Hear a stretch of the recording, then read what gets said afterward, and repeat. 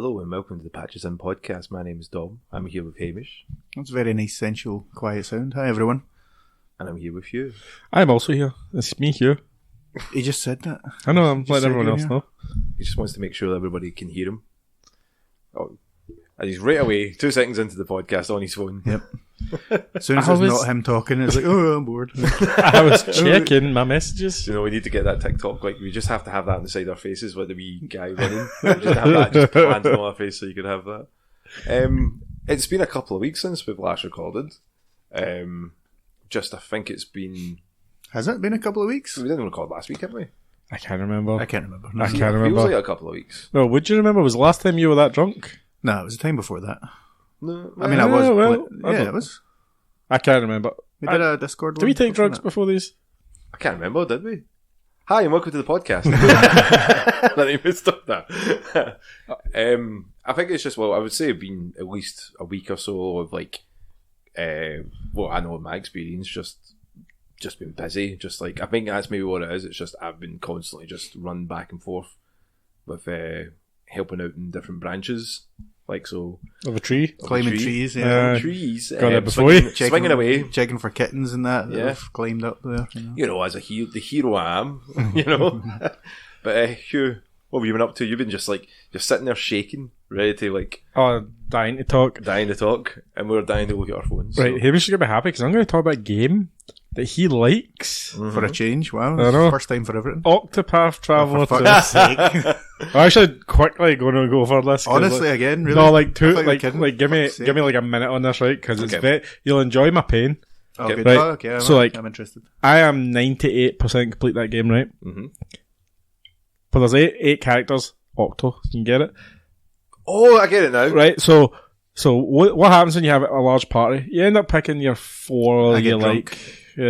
We know, Hey. we've been around you. Doesn't even need to have a large party. It could be quite a small party. Give a party of one. I'm drunk right now.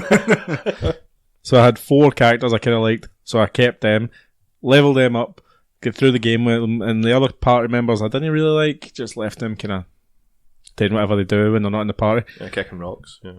But you get to the super end boss, and it's like, right, you need all 8 party members, and it switches between and stuff. I'm like, fuck this. I've got another like 10 hours of going away and grinding these fucking characters. Oh. And I was just like, I think I'm fucking done with it though. Like, I think mentally I was just like, I think I've got what I wanted from this. Yeah, Like, you hit that wall. Because I remember, did they not do that in Final Fantasy X?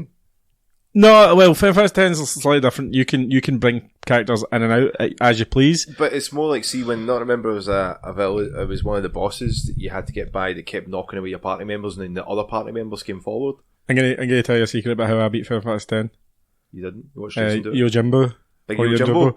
You like here, like there's a summon where you could just pay him a little bit of money, and I think I don't know what the odds are, but he comes in and kills them in one move. And I'm just like, I can't be bored playing these boss fights. Even the Jumbo. bosses, that's Yeah, pretty Yeah. yeah, which is a cool wee feature. I beat the end boss with Yojimbo. I was like, yeah. Couldn't have been very satisfying. Oh no, massively satisfying. Mate. But the thing is, it's quite easy to beat. That's why I'm like, why did you do that? He's like, I got money. I'm rich, bitch. I know, like I'm just paying my way through the game.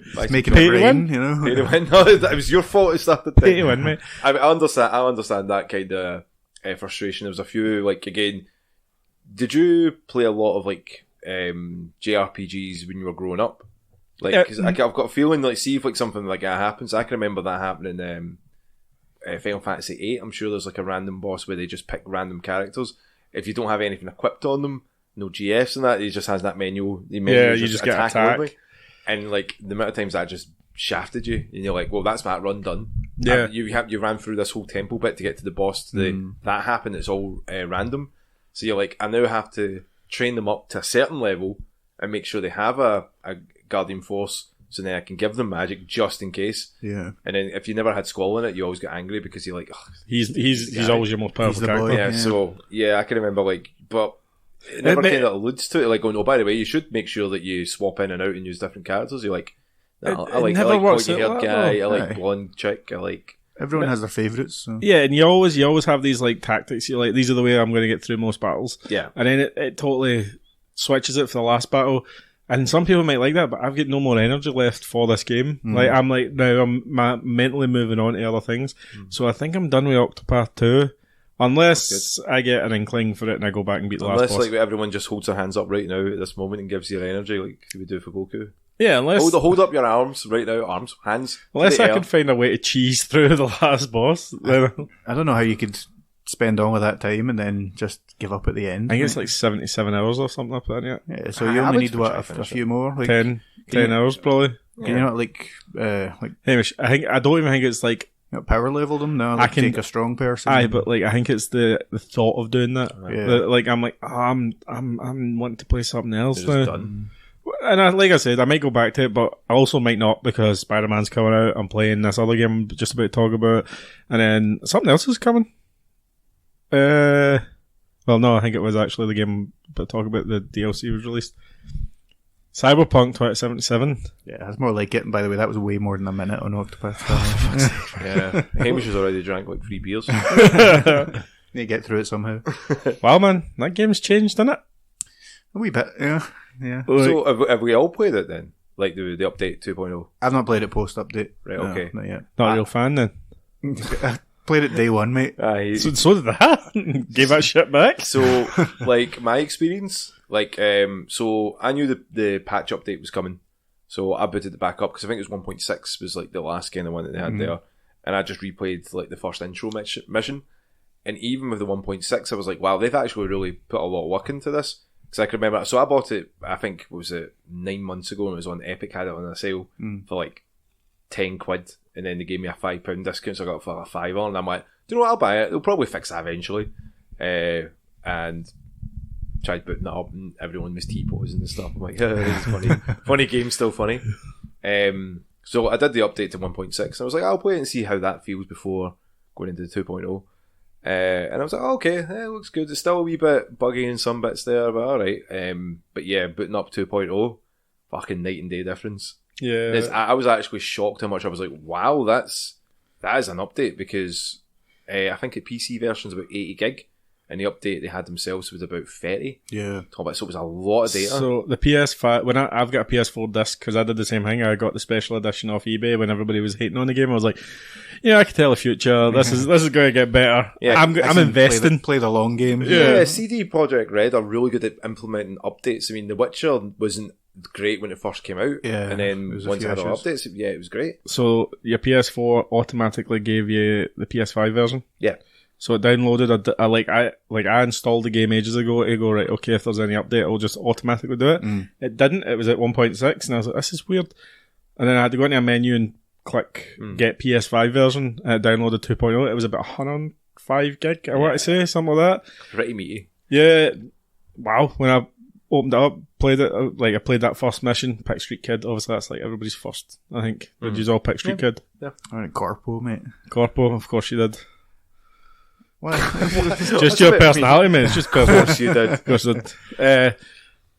When you meet Jackie and stuff like that, I was like, this is going pretty well. It's going pretty cool. I quite like this. But then, see when the game kind of opens up and you get to see Night City, yeah, like, oh, this is actually really fucking good. Yeah, it's very immersive. See, like when people were talking about it, saying like, if you squint really hard, there is a good game underneath this, and it's a shame that they kind of released in that way. But at the same time, I can't really. I can't defend it. Is that why you think Hamish liked it? No. Hamish was like, Hamish he's always squinting pretty hard. Hamish was like, the concept was a really great concept. Concept was good. And you had to superstar Keanu Reeves, really putting an effort in. Like, because again, apart from John Wick maybe, when's the last time you've seen Keanu Reeves really put effort into things? I've read quite a bit about the backstory of how the game was made, because that's actually super interesting. Yeah. A lot of it's never been confirmed, right? But a lot of the problems mostly stem from the stuffing of Keanu Reeves into this game. Just like pushing him in. Because there was never meant to be this other part. Yeah. So the guys are making the game, it's going well, and then they're like, hey, scrap whatever you're doing, we're putting, Keanu Reeves into this. Yeah. And this is where a lot of problems come from. It's pretty interesting to go, so the problems aren't technical. They are technical, but the problems come from obviously management and time management and planning. Yeah. I mean, that's usually how it is these days, isn't it? Like, they usually ruin. That's how Anthem got ruined. Anthem could have been something incredible, but when the developers found out that was the name of the game, like that day when the trailer announced. What the fuck? Like Anthem, yeah, it doesn't make a lot of sense. It was like, and no one's head rolled for that. They're just like, oh well, you could just deal with it, and it's like that's just how it feels. Yeah, BioWare's nearly dead because of that game.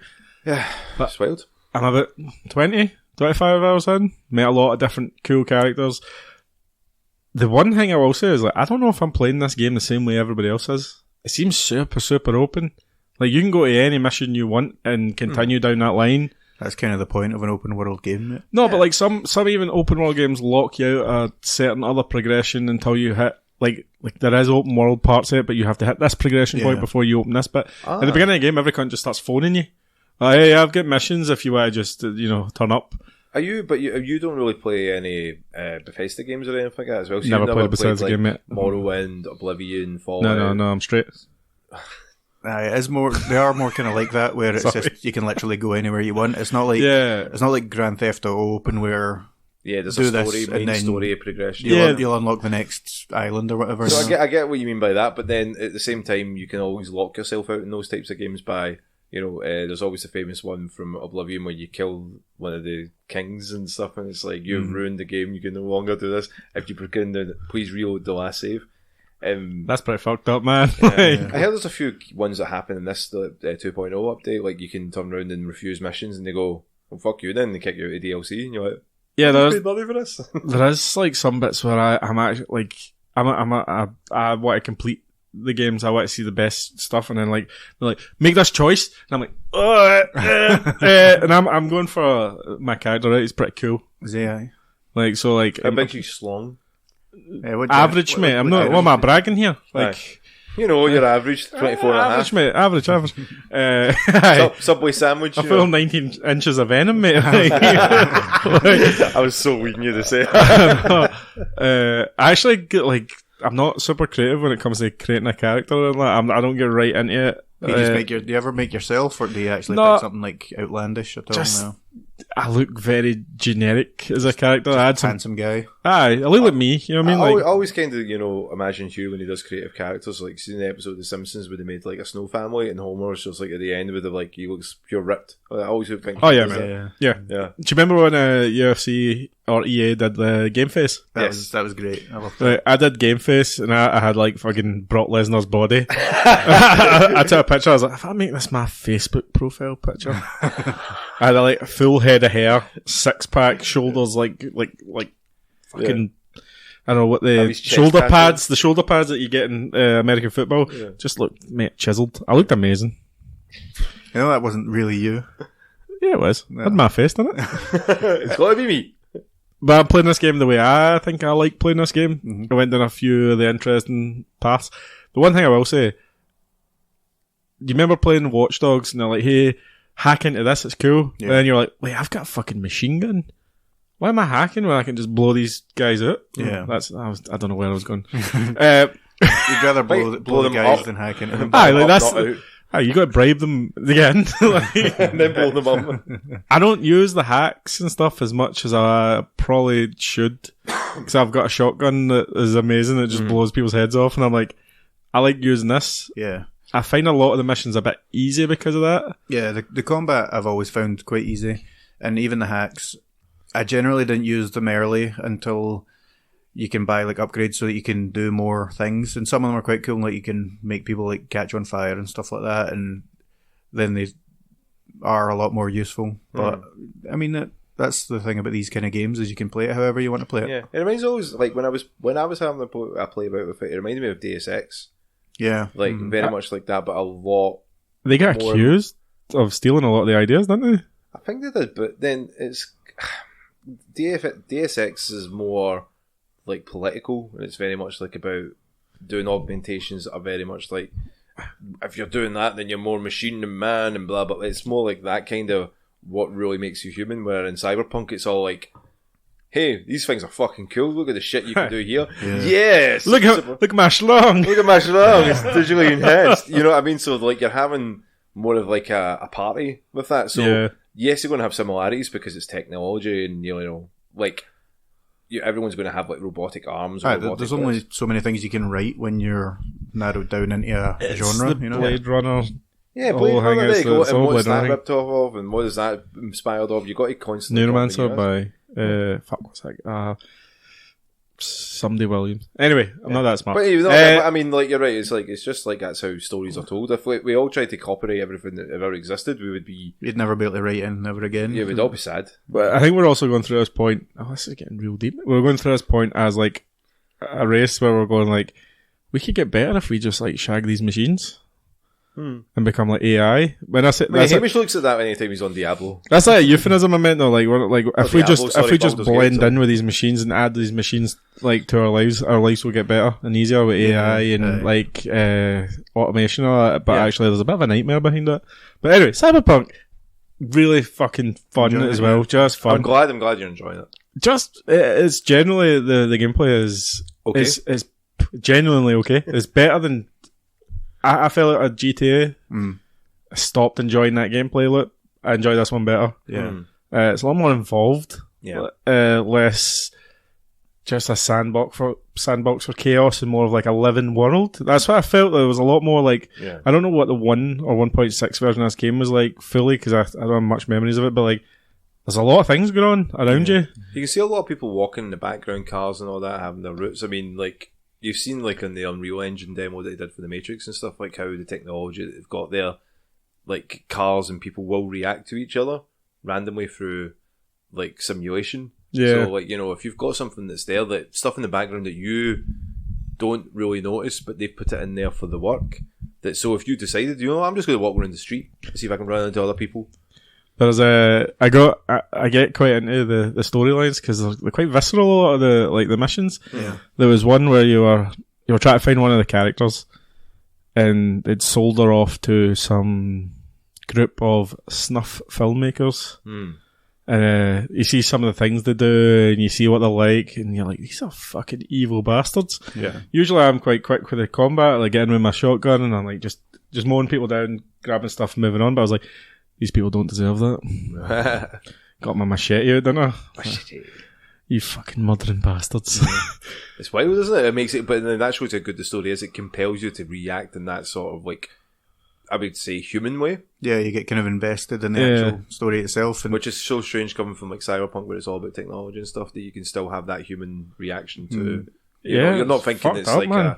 this is just an NPC. This is a murderer. This is somebody that's tortured, and it's such a like a diverse game that makes you do that. And again, it didn't get the love it should have got day one because of all the issues that they had. Because you could imagine if it came out like this day one, like 2.0, and people would have been like, they would have been like, best game ever. Yeah, it would have been aye. You know, and you know everyone's giving that for like the DLC as well, saying it's like it's a 16 to 20 hour sort of additional, with like, you know, just with the story. Just big Idris. Big And Idris it's in like, there. but there's all the other things that are there with like moving about. I don't know too much about the game story and all that they've got with the update, but even then now they've rehauled everything, so skill trees and stuff like yeah. that. Which Yeah. was interesting because I remember the upgrades was just like, oh man, this is so tedious and like all over the place. I'm like, what the fuck is this? What am I upgrading that for? I think 5%. Yeah, I know. I hate when they do that. on like my save file, because I've not been on, I'm sure I had like 20, 30 points just sitting there, and I was like, there's no real point in upgrading any of this, because it's, you know, like you say, it's an extra 5% damage with grenades or whatever. Yeah. And it's like, they already blow people up. That's why, like, see, that was the one thing I was like, the only useful thing is building up the bit that says like cool or technology. Yeah. The skills behind it, I've not really found a use for yet. Yeah. But I'm still early on. I have been told that the actual story for Cyberpunk's only about 20 hours long. It's the other stuff that builds it up. Yeah. And you can complete that story in 20 hours if you really, really want to. If you wanted to just speedrun the campaign and stuff like that, it wouldn't take you long, and the missions. With Spider-Man coming, I'm tempted. But then I'm like, no, this is a really cool world to like kick about in. And I want to get to the Idris Elba DLC because the trailer for that was fucking badass. Yeah. Again, hype slap, boys. Like, that trailer got me hype, and I went online and bought the DLC, even though I can't play the DLC until I beat the game, I think. No, I you can't can remember. start it straight away from what I've read. I'm not sure. But would you want to? Because you meet him, like, because he says what he currently does. He's like, I think he says he was a bodyguard or something like that, and you can go to the club where he works, and he's there, but he doesn't really say much to you because you're like, Oh, right, Yeah, okay. he's just there as an NPC, really. It's pretty cool. So But again, Oh, it just that. means that how they tie in the story. It's like they're not just, oh, we're just saying it for the sake of doing it. It's like, no, there's actual, effort put into it. I've been sending you a lot of memes as well. I think both of you about the Edge Runners stuff. Yeah. And like when you hear the song, I want to stay at your house, and you stop a car and you're crying, and you just try to find Adam Smasher. And you're like, yeah. It's very good. Then you see him in the game, and you're like hiding. Is that first? I don't want to do spoilers on that because people are probably playing this game for the first time, like me. Yeah. You see him at the beginning, and you're like, you can't. You obviously you don't want to be seen. Are you eating a wee sandwich, Adam? Eh? How could you even tell, mate? I can't Hello, even he's a hear him. ninja. He's a ninja. I was so interested in what you're saying. What you got? What you got on that wee sandwich, Tom? I've got some cheese that Hugh can't have. We've got some bread that Hugh can't have, and I've got some ham that... Oh, wait, I'm eating you, Hamish. A basic bitch, aren't you? Basic bitch dom, is that what they call it? I mean, all you could have there would be ham, mate. So I can eat the bread. I'm not allergic to bread. I'm allergic to cheese. Oh. you probably shouldn't, though. You look a bit puffy. So Look, Puffy. Puff Daddy. You're lucky people can't see this. Adonis. We're Sorry. comparing six packs in here. Beer. Nah, loving it so far though. Like, looking forward to like actually getting deeper into the story because there's obviously something in here that I'm not seeing yet. There's like twists and turns, obviously. The voice acting is pretty good for V. And Jackie was really good. Obviously, that's John DiMaggio. yeah, John DiMaggio. Or is that not an old baseball player? No, that's Bender. Bender. He's Bender's. Yeah. I Voice think actor, isn't it? Marcus Phoenix. Joe DiMaggio Joe DiMaggio was a was a baseball player. yeah. Well, Yeah. alright. John and Joe. Yeah. See. Same What guy. is- Fuck's sake, we're terrible. That's I don't know. Like, people don't come here for facts. Why do they come here? Oh, sure. No one, Don't ask that not one of them have told us. My God, though, they've had it out the park with an update. Yeah, 100% agree. But I better get Spider-Man's out in like 3 weeks. Yeah. I'm going to try and fly through a good bit of this because I know when Spider-Man comes out, I'm going to be Aye, balls obsessed with deep that. in Venom. Ball deeps and Venom. Aye, balls deep in Venom. He'll be 19 inches deep in you, I mate. know.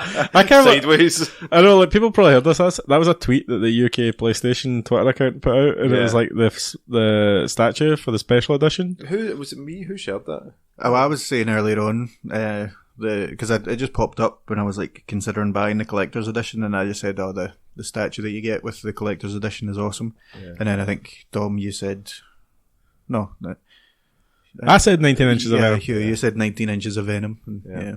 I'm sure that I screen caught. I'm sure that was like one of us. Yeah, definitely you showed screen me. grabbed it and put it on. Went, that's really funny. I actually got a special edition after like 2 years of waiting for it. Delivered to the house. I totally forgot I ordered it. It was like £200 when I ordered it. Jesus, and you forgot you ordered it. Well, I don't know the first one myself. I do a lot of like nighttime shopping, right? He does. It was Teenage Mutant Ninja Turtles Shredder's Revenge, like limited run special edition. Yeah. Did I say that weird? Is that what you're laughing? I was just going to say that 3 times fast. No. Go. No. I don't wanna. Just try. No, because I know I'll fuck it up. I barely got through it the first time. Struggled. But it was the special edition is so cool though. It's got like a physical edition of the game and like a blister pack, which I'm never going to open because I've got it digitally and you know. You've got enough blisters. Yeah, like hey, it came with like a wee like arcade machine, like a fake VHS box. Like a wee picture, the soundtrack, and a few other like posters, like a lot of cool stuff. Yeah. Looks and the box is shaped like the van. Yeah. It's really cool. I don't know if it's £200 worth. Yeah. I mean, But- does it even have 19 inches of shredder in it? No, it's got a wee shredder figure. You're right. I forgot about it. There's a shredder figure in it, but it's in the blister pack. You can't open it. Sealed. Just That's pretty cool. I want to play the DLC for that. It reminded me that there's DLC for that game. We should play it. yeah, we could do that. We completed, like, we were talking about this with Hamish. I definitely completed that game. You completed it, and then I jumped on and I played like a few levels with you, but we've not like went through it all together and like Because I that. remember all you could do is Did just you play taunt. No, like, I think you were like Rory and stuff. Like, I played it in the house. In the house. becomes a bit of a mess when you're playing it with like 4 or 5 people because it just slows down way down. the game just like becomes this mess of just pixels flying around. Like, chaotic. I don't know who I am. I don't know which turtle this is. They're all green. But then with this new edition, you can customize them and stuff like that and change the colours, and so you can make it a wee bit easier to see who you are. Yeah, true. You might even be able to change it to like what's the rabbit called? Probably should have googled that. Probably shouldn't have asked it. A rabbit? Yeah, I can't remember. It's in the DLC. I can't remember. It's the Tricks Rabbit. I've talked about things like I watched the Teenage Mutant Ninja Turtles. I can't even fucking say it. TMNT, the latest one. Yeah. That was really good. I'm trying to think of what I said last time. I talked about Detroit last time. Right. Yeah. Still haven't beat that because Sinead does this thing where she's like, no, I'll watch you play it. I really want to see the end of it. I'm like, do you want me to play it now? Nah, I get bored. I'm like, fuck. She wants you to play The Last of Us 2 as well, doesn't she? Yeah, we got it back, but like I was told there was going to be a PS5 update come for that before the second series. Mm. Who You're waiting knows? for that? And I've got a lot of shit like I can play before that, so like I can actually wait. There's second season was put back to 2025. Alright, okay. I've still not even seen the first season. You should. It's really good. I wish there was they actually stretched it out. You ever had that where you're like, oh, they've actually condensed this? They should have stretched that out. But it might have been the cost of that show. It probably wasn't cheap. It's only 9 episodes. Yeah, they maybe also didn't know how well it would do if they thought, it's only going to be fans of the game that are going to watch this. Well, my dad watched it and he hates games. As he tells me every time he comes up and sees my games room. So I hate this room. I really hate this room. He looks around, man, and like there's just like, you ever seen disappointment come from someone's eyes? Like every day. Like he could have been into something cool. Look in the mirror, what? Dom's like, you're the reason. Oh, that's funny. Well, I haven't been playing it now because Cyberpunk kind of took all my time up, and Octopath obviously, and like there's just not enough time in the day, boys, to do everything I want to do. But like grown up stuff. Hamish, what about you, man?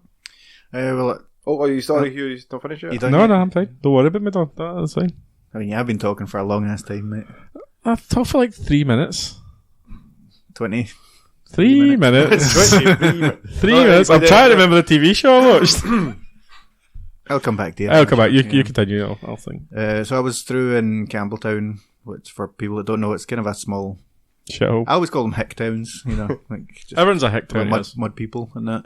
I can remember when we were through Campbelltown and I had cellular service and somebody went, how have you got that? And I went, what do you mean? So whose network are you with? And I went, with EE. And they're like, oh, I don't know you could get that there. And they all ran out of the shop. I remember going, what the fuck? I remember Jason just going like, fuck was that about? I went, I don't know. But he was so hungover.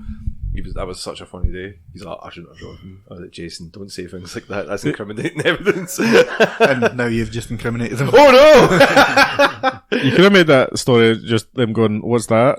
Oh, a mobile phone? Yeah. What's that though? Do you know what I should, scratch like, scratch it, put it back, right. Those were convincing rewind sounds, mate. Rewind. So I was in Campbelltown anyway. Yes. It was like my cousin's 60th. He's not really like my cousin. He's like my dad's cousin, but you know, he just you call family like that cousins. And so there was like 180. I think I said this. There was going to be like 180 people there. Yeah, it was going to be like a big shindig. But there was only like what a double spark! Double spark. Daniel Spark. The venue was only like 120, obviously. So there was tons and tons of people there, and most of the people were like family, obviously. Yeah. But you know, when you're a guy and you're at one of these things and you're all done up and you're seeing all these lassies done up and you know you're curious, but normally if you go out you're like checking IDs so you're not catching a case because you know it's difficult now because they all look older. But now I'm like eyesight's bad. Now I'm like checking family trees instead. Are we related? So, then of course you have a few beers and you're like, how related are we? How many branches will I hit on the way down this one? Googling the statutes, like, a few more beers later, you're like, I mean, everyone's related, really, you know? It can't be that bad. But... All related to Genghis Khan, kind of. Fucking hell. But I like how that fought, though. It's like, it's not really like a leveling, like, oh, this makes sense. It's like a cesspool that you're slowly just slimming down to. Yeah, just down the drain. Do you know what I'll do with that when I'm sober? I'll figure that out. Yeah. Well, it was a good night, and then, but like the next day, I mean, what is there to do in Campbelltown? Fucking nothing. Just drink zero more. on it. Yeah. I remember we seen that one guy drive that Corsa around the town centre. he was raging at us as well I know, because it he was was like outsiders. Outsiders in my town, my car. Yeah, There it was very one much- shop there as well that sold like the weirdest shit. I remember like It's just everything. It's like nickel and dime. It's Yeah, called. that was it. And It's it was like when a you went back, general it was store. and you went in the back, and it's like the 70s, 80s kind of style of store, and they had things that was just covered in dust, and it was like, still like 12 quid to buy sun-bleached. it. Sun-bleached? Oh my god, remember that? It was weird. It's not a great place to go. Yeah. Well, it's not really like, it's for people just to sort of do nothing, kick stones, you know? Yeah. But I was actually in there because on the day I only had a brown belt with me, but I had black shoes, and obviously that's. Oh, you're a black belt usually, aren't you? Well, no, just you can't wear a brown belt and black shoes. Obviously. Probably can in Campbelltown, Well, to be fair. But oh, classy. that's a faux pas, mate. You can't do that. It's a faux pas. But I was checking everywhere for a fucking black belt, and then checked in there, didn't have any.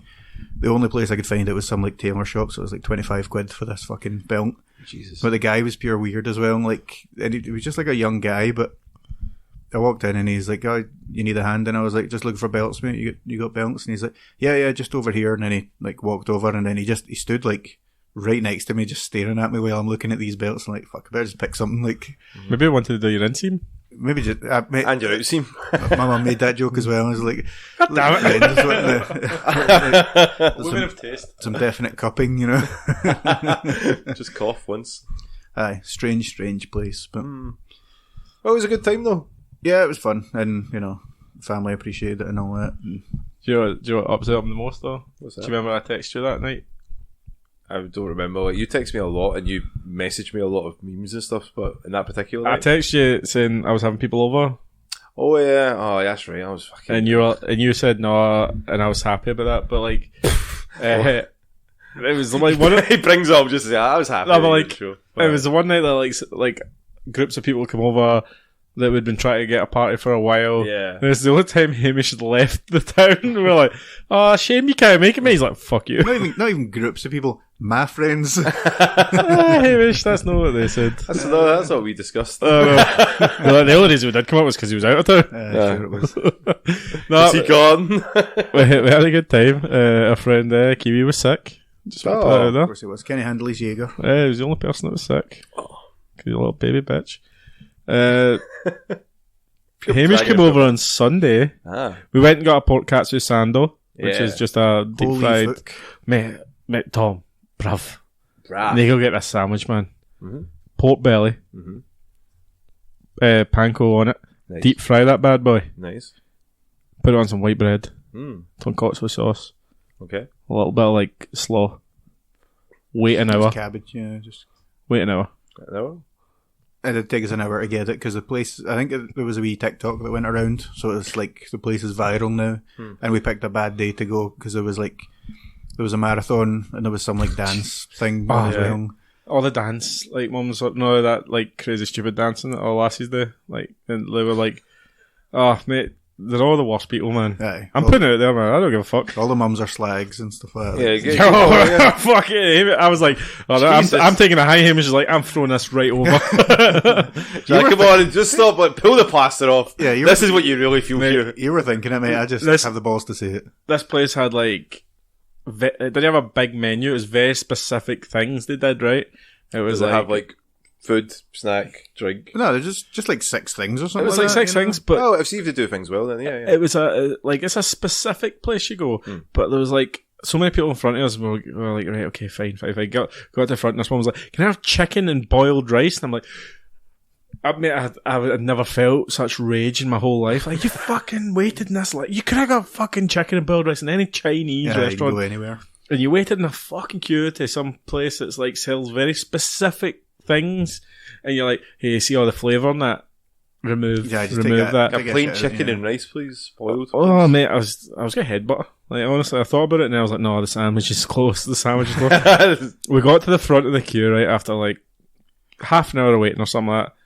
No, probably not even that, to be fair. But like, 20-25 minutes maybe. and I went to pork katsu sandos, and she was like, don't know how many we've got left. And there was like that 30 seconds while she was talking to the chef, and they were counting the She was seeing how many receipts. she had left, and then going through the receipts to see who had bought it, and she was there for a while going through Aye. the seats because there was that many people in front of us. Tension was building, And we were man. just like, better have some fucking pork left, I man. know, I was gonna wreck that woman, man. I was like, my rage was gonna overflow. It was like a golden god. Luckily they did though. They did have some. Yeah, we got some, but there was an hour wait, so we went to the pub. And, like, because I was driving, I had one beer. Mm. That beer, like, it awoke something inside me, and I was like, Hamish, after this, we're going to get some more beer. Oh no! So we went and got a carry out, went back, chatting away, talking, drinking. Got to that point of the night where we started putting wrestling on. Yeah, getting mad nostalgic. Oh, mate.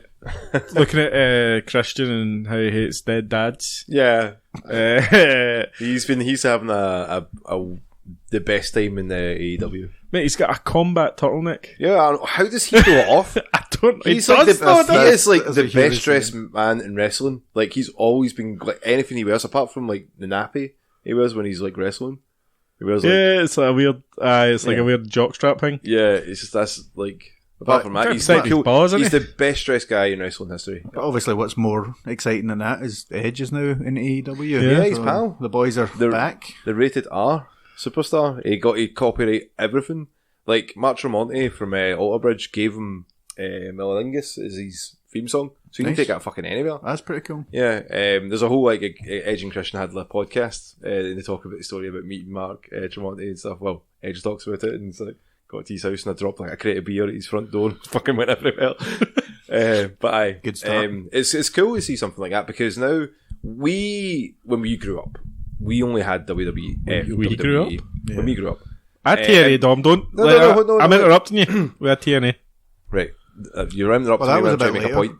I'm trying to make a point. Right, make your point. So My point is that that's generally all we had until maybe Bravo came over to the UK, where that was Turner Television, where we could watch little bits of WCW, but it was mostly WWE, WWF. So we never had that opportunity to flick between channels when it was like Monday Night Wars. you had to like watch everything. You're like, oh, like the so and so's on here, and you could watch them at their prime. This could be like something. This could be something good. Like if you've got Big Edge being there, Big Adam Copeland. Well, Christian's already there. I don't really need Edge, but like, You What need are you talking about? I can make this joke again because I was at a wrestling show on Sunday, but I was like, man, when you pay for the you pay for a ticket, but you only you paid for the seat, but you only need the edge. It's just like I just love that. You only need the edge. Like with him being there, like that is a big fucking deal, which is crazy. That's pretty huge. Is his dad dead? Yeah, well, his mum's dead as well, so Dunno. everyone. Christian's going to have a field day, man. Yeah. It's They're like, going to team up, mate. but it's like, Eventually. yeah, and it's like, see when you have something like this happen, like it's not really been relevant wrestling for like years. TKO just like did the merger with UFC and WWE, so Yeah, it's that's dangerous. put some eyes on the product for a bit. Big Vince has made his money and fucked off, and hopefully he fucks off for good because he's a fucking piece of shit. But Alright, Dom. Fuck's sake. Don't get political. that's Hugh's job. I know. Let me get political about it. But seeing him there and looking happy, Edge talking about all the people that he wants to work with. Like, see when he started talking about all these folk that he's like, I wanted to wrestle these guys, but never got to because my neck was fucked. Or by the time I got back, these guys had left. Yeah. And I can't believe he never fought Samoa Joe. And I'm like, oh my god, Samoa Joe. He's fat. Did Edge wrestled AJ Styles, didn't he? Yes, he did. Yeah, good. Mania. Yeah. That Mania, Royal Rumble. Now he's fighting the Luchasaurus. Big Luchasaurus, he's like, again, He's fighting Luchasaurus. Aye. His first Christian's match. is- bodyguard? Aye. Yeah. I was, Aye. I he's was, fucking jacked. it's Like, it's Jesus. new Tomko, I call him. Yeah. It's like- Remember Tonko? yeah, of course. I I fucking love TNA, Mate, man. I've got him on Oh my Instagram. god, like, yeah, oh. He's insane on Instagram. He's a big, obviously, like, Trump guy. Yeah. Conspiracy. It's hilarious. Of course though. he is. Of course he is. I could have told you that in 2004. Like, So if a president if Donald Trump ever ran for president, this guy's going to be fully backing him. I mean, watching Christian, Edge, the thing me and Hamish came to the conclusion of was we based a lot of our teenage personality, even early 20s personality, off of Early wrestling 30s. my whole life. Your whole life. Because, like, some of the part they were spitting at each other, I was like, God, I've said that. I think that stuff's funny. Wait a minute. My Christian. Did I copy that man's whole flow? Yeah. This man be spitting and I'd be agreeing with him. Beat for beat. I was thinking, I need myself a turtleneck, man. I can imagine a turtleneck. Like, I've not watched wrestling in a very long time, mostly because, like, keeping up with, 9 hours a week or something like that, wrestling. It's quite a lot. It's quite difficult, and especially because I'm not overly invested in a lot of the characters. Now, you grow a lot of, like, eras. Like, I watched it during, like, the 90s a little bit, mid-2000s, and then in the early 2000s I got more into UFC and some other stuff, and it kind of fell away. And if you don't keep up with it, it's hard to kind of come back, because, like, you're like, who's that? Where are we at in the card now? And then I come back and guys like Randy Orton are the old guy, and I'm like, I remember when he was, like, the youngest. Yeah, he was the youngest heavyweight champion. And now he's just like this old guy with a mustache. Yeah. And he's calm. Yeah. Randy Orton. Cody Rhodes is there and people like him now. What the fuck's that about? So he became like Virgil from Devil May Cry. Got the hair dyed. Yeah, he did that. So kind of looked like him, aye. But I'm going to give AEW a chance because of Edge and Christian now. There's a few folk that are in there, like, who you've probably never seen. MJF. I've seen bits of him. He's like Hamish, you'd like him. Like, he's just an asshole. I think I saw him and he was reading out like a list of people and he said Edge and someone else was like, because obviously like, they kind of said, he's like, sorry, Adam Copeland. Yeah. Yeah. He's pretty much like basically like a shooter, as you would say, just like always like, you know, try mix reality with like pro wrestling. He loves Cyberpunk, didn't he? Oh yeah, he did. And there's a great documentary. It's on YouTube with him. It's like him, you know, behind the scenes of wrestlers, but he's just always on. The gimmick is always there. And he's like, we'll go to my mum and dad's house, and he's like, open up the door, and he's like, hey, welcome. Oh, we'll try that again. But they keep it all in, and it suddenly gets like really sadistic and weird because he's like, these pictures are photoshopped and stuff. What the fuck? And he's like, this guy's just unhinged, but he believes in himself so much that he's like, he mixes it. Oh, he's fucking great. Sounds interesting. He's they headlined him and Adam Cole. Headlined the Wembley Stadium, biggest UK. There's a lot of small guys in this AEW dom. How am I meant to power fantasy my way through? Oh, there's loads of like big boys there. Luchasaurus being big one. You know, Christian. Well, I mean, Christian's not big. Christian wears those tight pants and turtlenecks. He can't be buff in a turtleneck. See, he doesn't look big next to Luchasaurus, but he stands next to like one of the other guys, and you're like, he's actually not big as in muscly, but like tall and stuff. And then you stand next to Luchasaurus, and you're like, that guy is an actual dinosaur. Yeah. Where'd you pick him up from? You were always skewed looking at wrestlers. You think, that guy's tiny, because they would be standing next to like fucking Big Show or something like that. Yeah. And then you would see him next to like a normal human. You'd be like, oh wait, he's actually big as well. Yeah. Could give AEW a chance. I don't know if I'd give WWE another chance. Well, I mean, they've really been shitting the bed with everything for it as well. Like, Tony Khan, Mr. Billionaire, new billionaire Ted, is like, he's got so much money, man. Do you know what he's doing for his birthday next Tuesday? He's having a wrestling show. And then Edge talks about it, and Edge is just laughing his head off. He's like, you spend all this money just to have like a birthday? He's like, Edge is debuting on my birthday.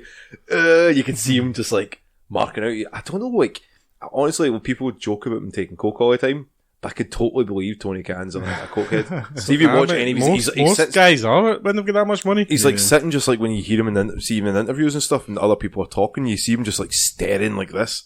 If you want something interesting to watch, they call it the scrum, so that's what you see the interview. Got Christian, yeah. Really How's everyone's dad? And he's like, he's just going after Meltzer as well. But he's like, what are you going to rate me? I don't care, shut up. And you're like, yeah, get him, Christian. Did you rate it 5 stars? So I'm like, that's so Hugh. We were watching Fangin' and Bangin'. Gangrel's show. There's a great YouTube show called Hey EW. I think it was Craig showed us it. I don't know, it was Craig showed us it.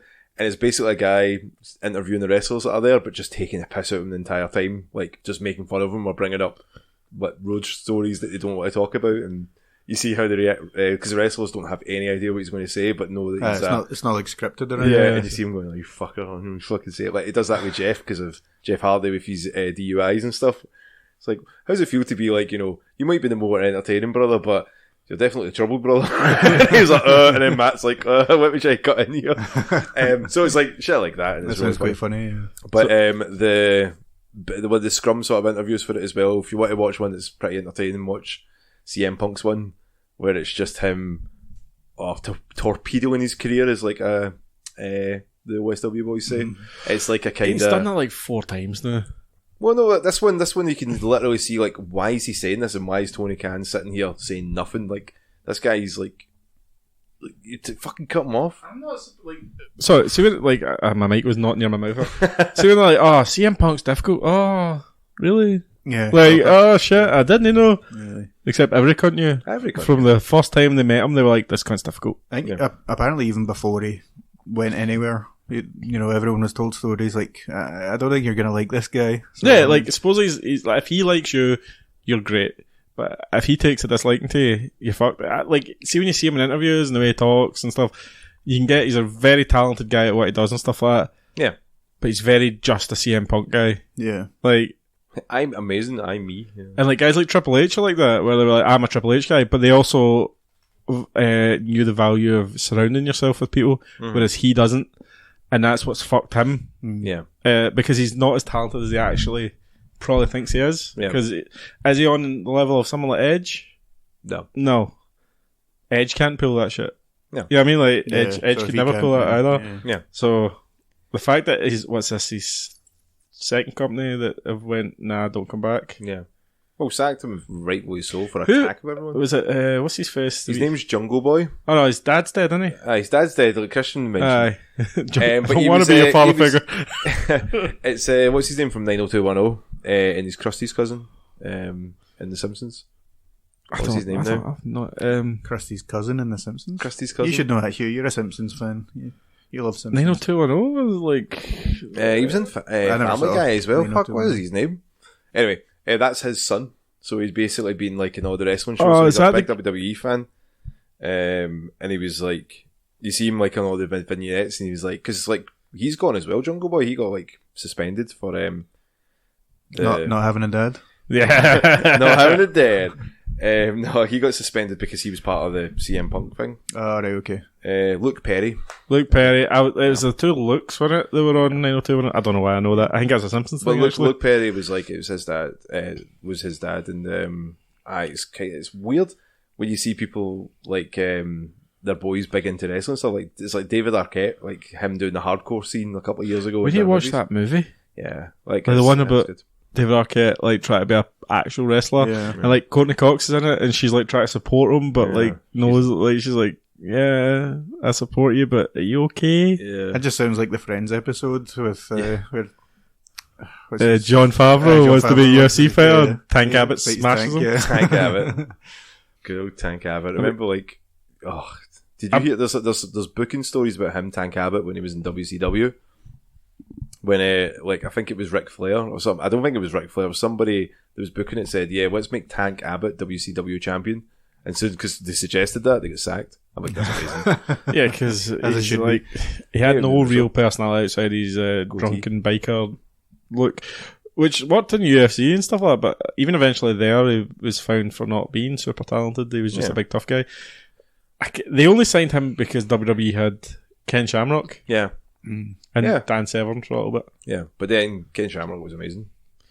He was on coke, Oh, yeah, 100%. 100%. definitely on coke. Again, a lot of them probably were. Yeah, yeah, and that's what made them great, Hamish. Yeah. I watched Don. You know Don Fry? The science guy?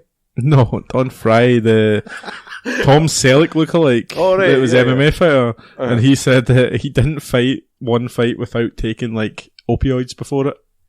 And you're like... Smart move. Yeah. Clever guy.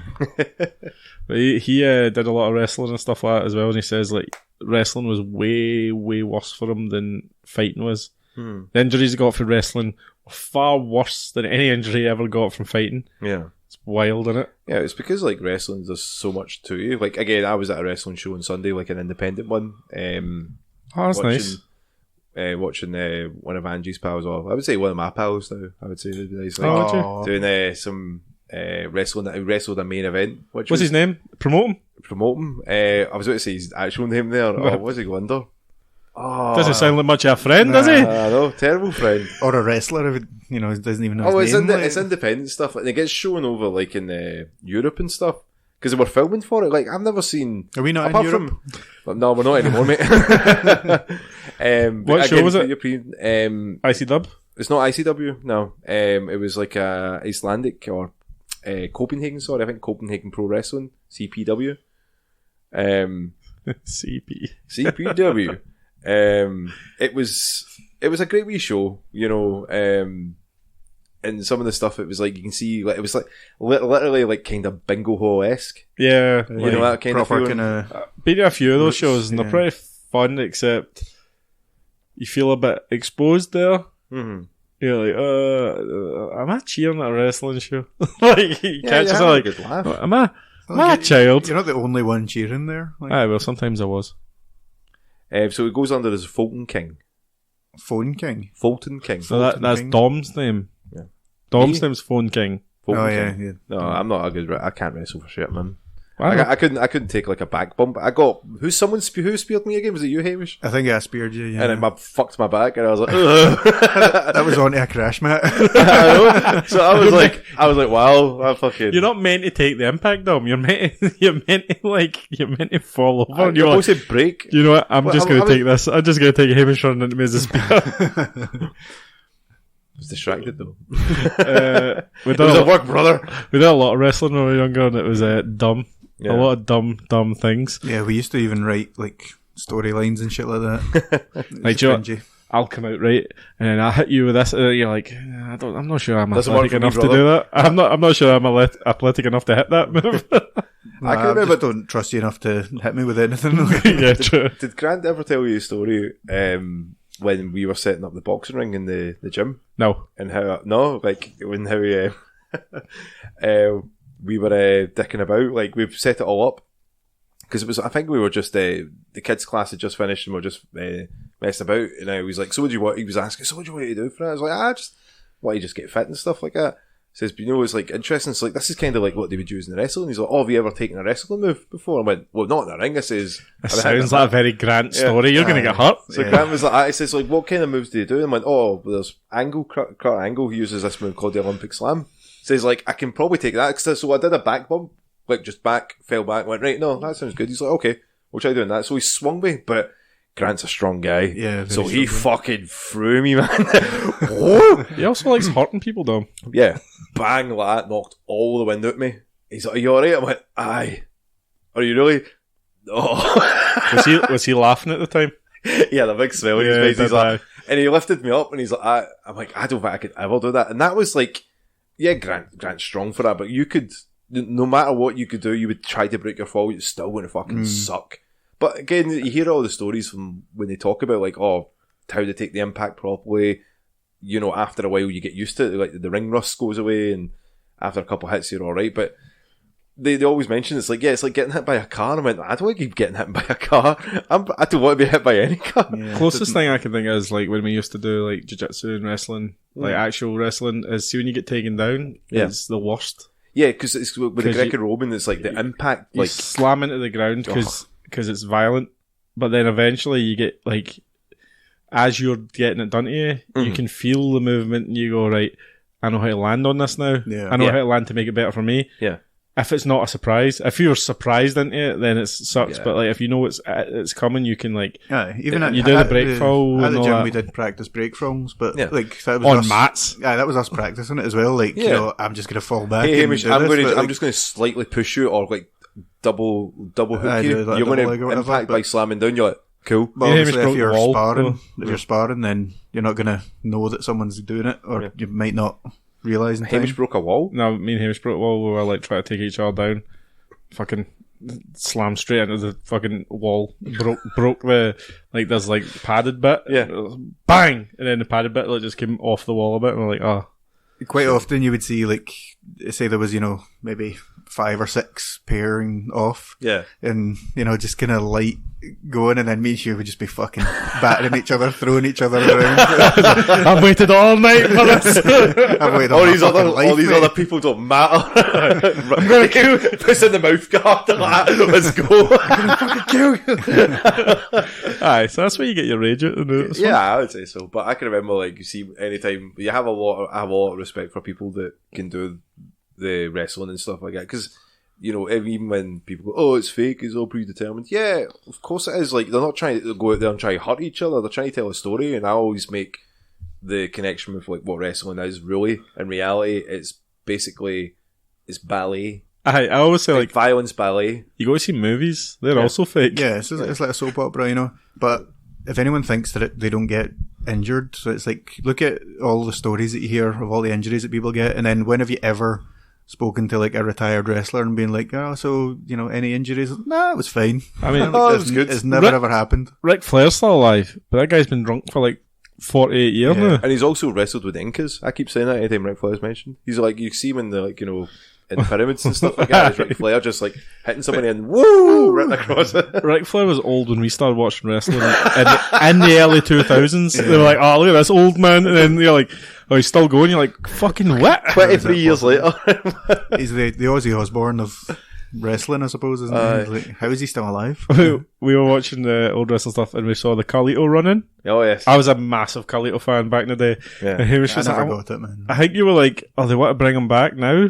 But they're just waiting on a gimmick. They apparently he's like signed on and stuff like that, but they just don't know what to do with him. I was drunk and I was passionate. Like, I know what they do with him. He spits in the face of people who don't want to be cool. And you were like, you're right. Yeah. But then again, that was 10 years ago. People don't want to be wasting food.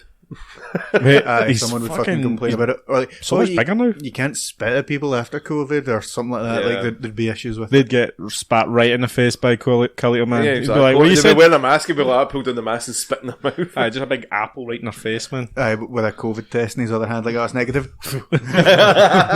So he's in his 40s now and they're bringing him back. That's weird. Yeah, again, he looks great though. Yeah. From what I looked, I was like, Yes, he sometimes when you just take that break away from like the industry, that's what they need. They don't have an off season, but they proudly say that, we don't have an off season. Like, maybe you should consider it. Yeah, maybe you consider taking a couple of months off at Christmas, maybe. Yeah, or when the NFL are fucking destroying you in the ratings. Yeah. Maybe we'd have Stone Cold still. They say like how many days they've done of the year, and it's like 320 days they've worked of the year, and it's like, or if you're Hulk Hogan, that, 415 because of the way Japan works. I know, I heard that, and I was like, that cunt doesn't know how time works, does he? Do you know that cunt doesn't know what Google is? Like when it was like they were showing the Rogan thing when he was telling all these stories and like he's like bring it up to him, he's like, what is that you brought up, brother? Fuck's sake. He's like, oh wait a minute, I can get fact checked. I still have his autobiography. Do you know what? That's actually a weird story how I got it, right? Yeah. Me and Hamish used to work in a place called Poundland. Right? I was late every day and I allowed people to spend bits of paper that said £20 on it as currency. Because I wasn't paying attention. What he's trying to say is he was bad at his job. I got sacked, right? On the day I was coming in to quit, lovely coincidence, wasn't it? I was coming down the stairs and there was that box of books they were just about to put out in the shelves in the pound shop, remember? Yeah. It was like Hulk Hogan's autobiography and I was like, am I taking that? I think I grabbed one on the way out. I was like, well, this is mine now. Yeah. And it wasn't worth it. He stole it and it wasn't worth it. Man, Mate, we should have been paying people to take them, man. Honestly, that's a terrible book. So awful. I've still got it to this day, and I read it and I was like, man, I wasn't even there and I know that's a lie. Yeah. I think you even told me when you were looking at your books and stuff, like, yeah, I've got all these wrestling books here, the destruction of WCW and all that there, and you go, oh, and my favourite, the Hulk Hogan autobiography, or as I like to call it, Hulk Hogan's Big Book of Lies, and you threw it down. I was like, whoa. And it's easily it's like I don't have an example right now. I've not read it in a long time. Oh, the WrestleMania one's a great one with SummerSlam, Wembley Stadium, where he said that him, Sting, and no, it's not him, Sting, him, Yokozuna. Hold on. It was him, Michael Jackson, and Prince were all backstage at SummerSlam for a kid that had cancer or something, and he said, I'm going to go out there and do the main event, and it was all for you, but that kid died afterwards, and he wrote a song that they haven't got another Hulkamaniac, and it was all being disproven because that SummerSlam it was like Bret Hart and British Bulldog headlined it. Michael Jackson and Prince were not there. It was all these things like, guys, it was just me, my friends, Bill Clinton. But I mean, how delusional do you need to be to not think ahead and be like, oh well, people actually know that I wasn't there, or like, you know, like, obviously people can check these things out. Like, life's a work, Hamish. Life's a work. He said that Elvis Presley was a Hulkamaniac, and Elvis was like dead 2 years before Hulkamania started. Also, he got offered the job as bassist in Metallica and Black Sabbath. Yeah. And like Lars Ulrich was like, No, like literally God, no. didn't even know. Like we don't know each other. Yeah, Like, James Hetfield was also asked that, and he's like, "What? No, I know. And James Hetfield's a liar as well. So like, you think he'd lie about it? he's a liar." I don't want to go into it. Me and him have got issues. Oh, that's right. Yeah. He doesn't even know you exist, mate. Oh, he should. Well, he will. Or was that a lie when he told me that? Exactly. You're just like a hero, James Hetfield. Hogan's book was trash. Flair's book was quite good because he actually came out with some spicy takes. Yeah, he hated Mick Foley. I remember that. Oh, we watched the 25th anniversary Like of Hell in a Cell. Wow, yeah. Foley- Take it, Foley- Foley, yeah. Foley. Foley and I didn't know what I was saying. Foley and Taker, right? But then you feel kind of weird because they get they're in the shot and they're both like limping and like Mick Foley looks really old these days, like because he probably is really old. Yeah, he must be up there now. But when we think of like the 90s, we're thinking like, oh, like that decade right there. Yeah. You're like, no, it's like 3 decades ago. Yeah. Oh, fuck. Oh, yeah. So a while ago. It's been a while. So we're back at wrestling. The end of that night though, we're more into the women's wrestling part. We're like, what's Trish Stratus doing there? Do you know the thing is, Trish still looks great. Yeah, We know, mate. We Still looks great. Like, I'm like, yeah. we googled her. and still wrestles well. Yeah. You know, still got She's it. not done like the damage compared to like a lot of other wrestlers. Again, it's like look after your body and Lita she'll come be back? alright. Lita's came back, yeah.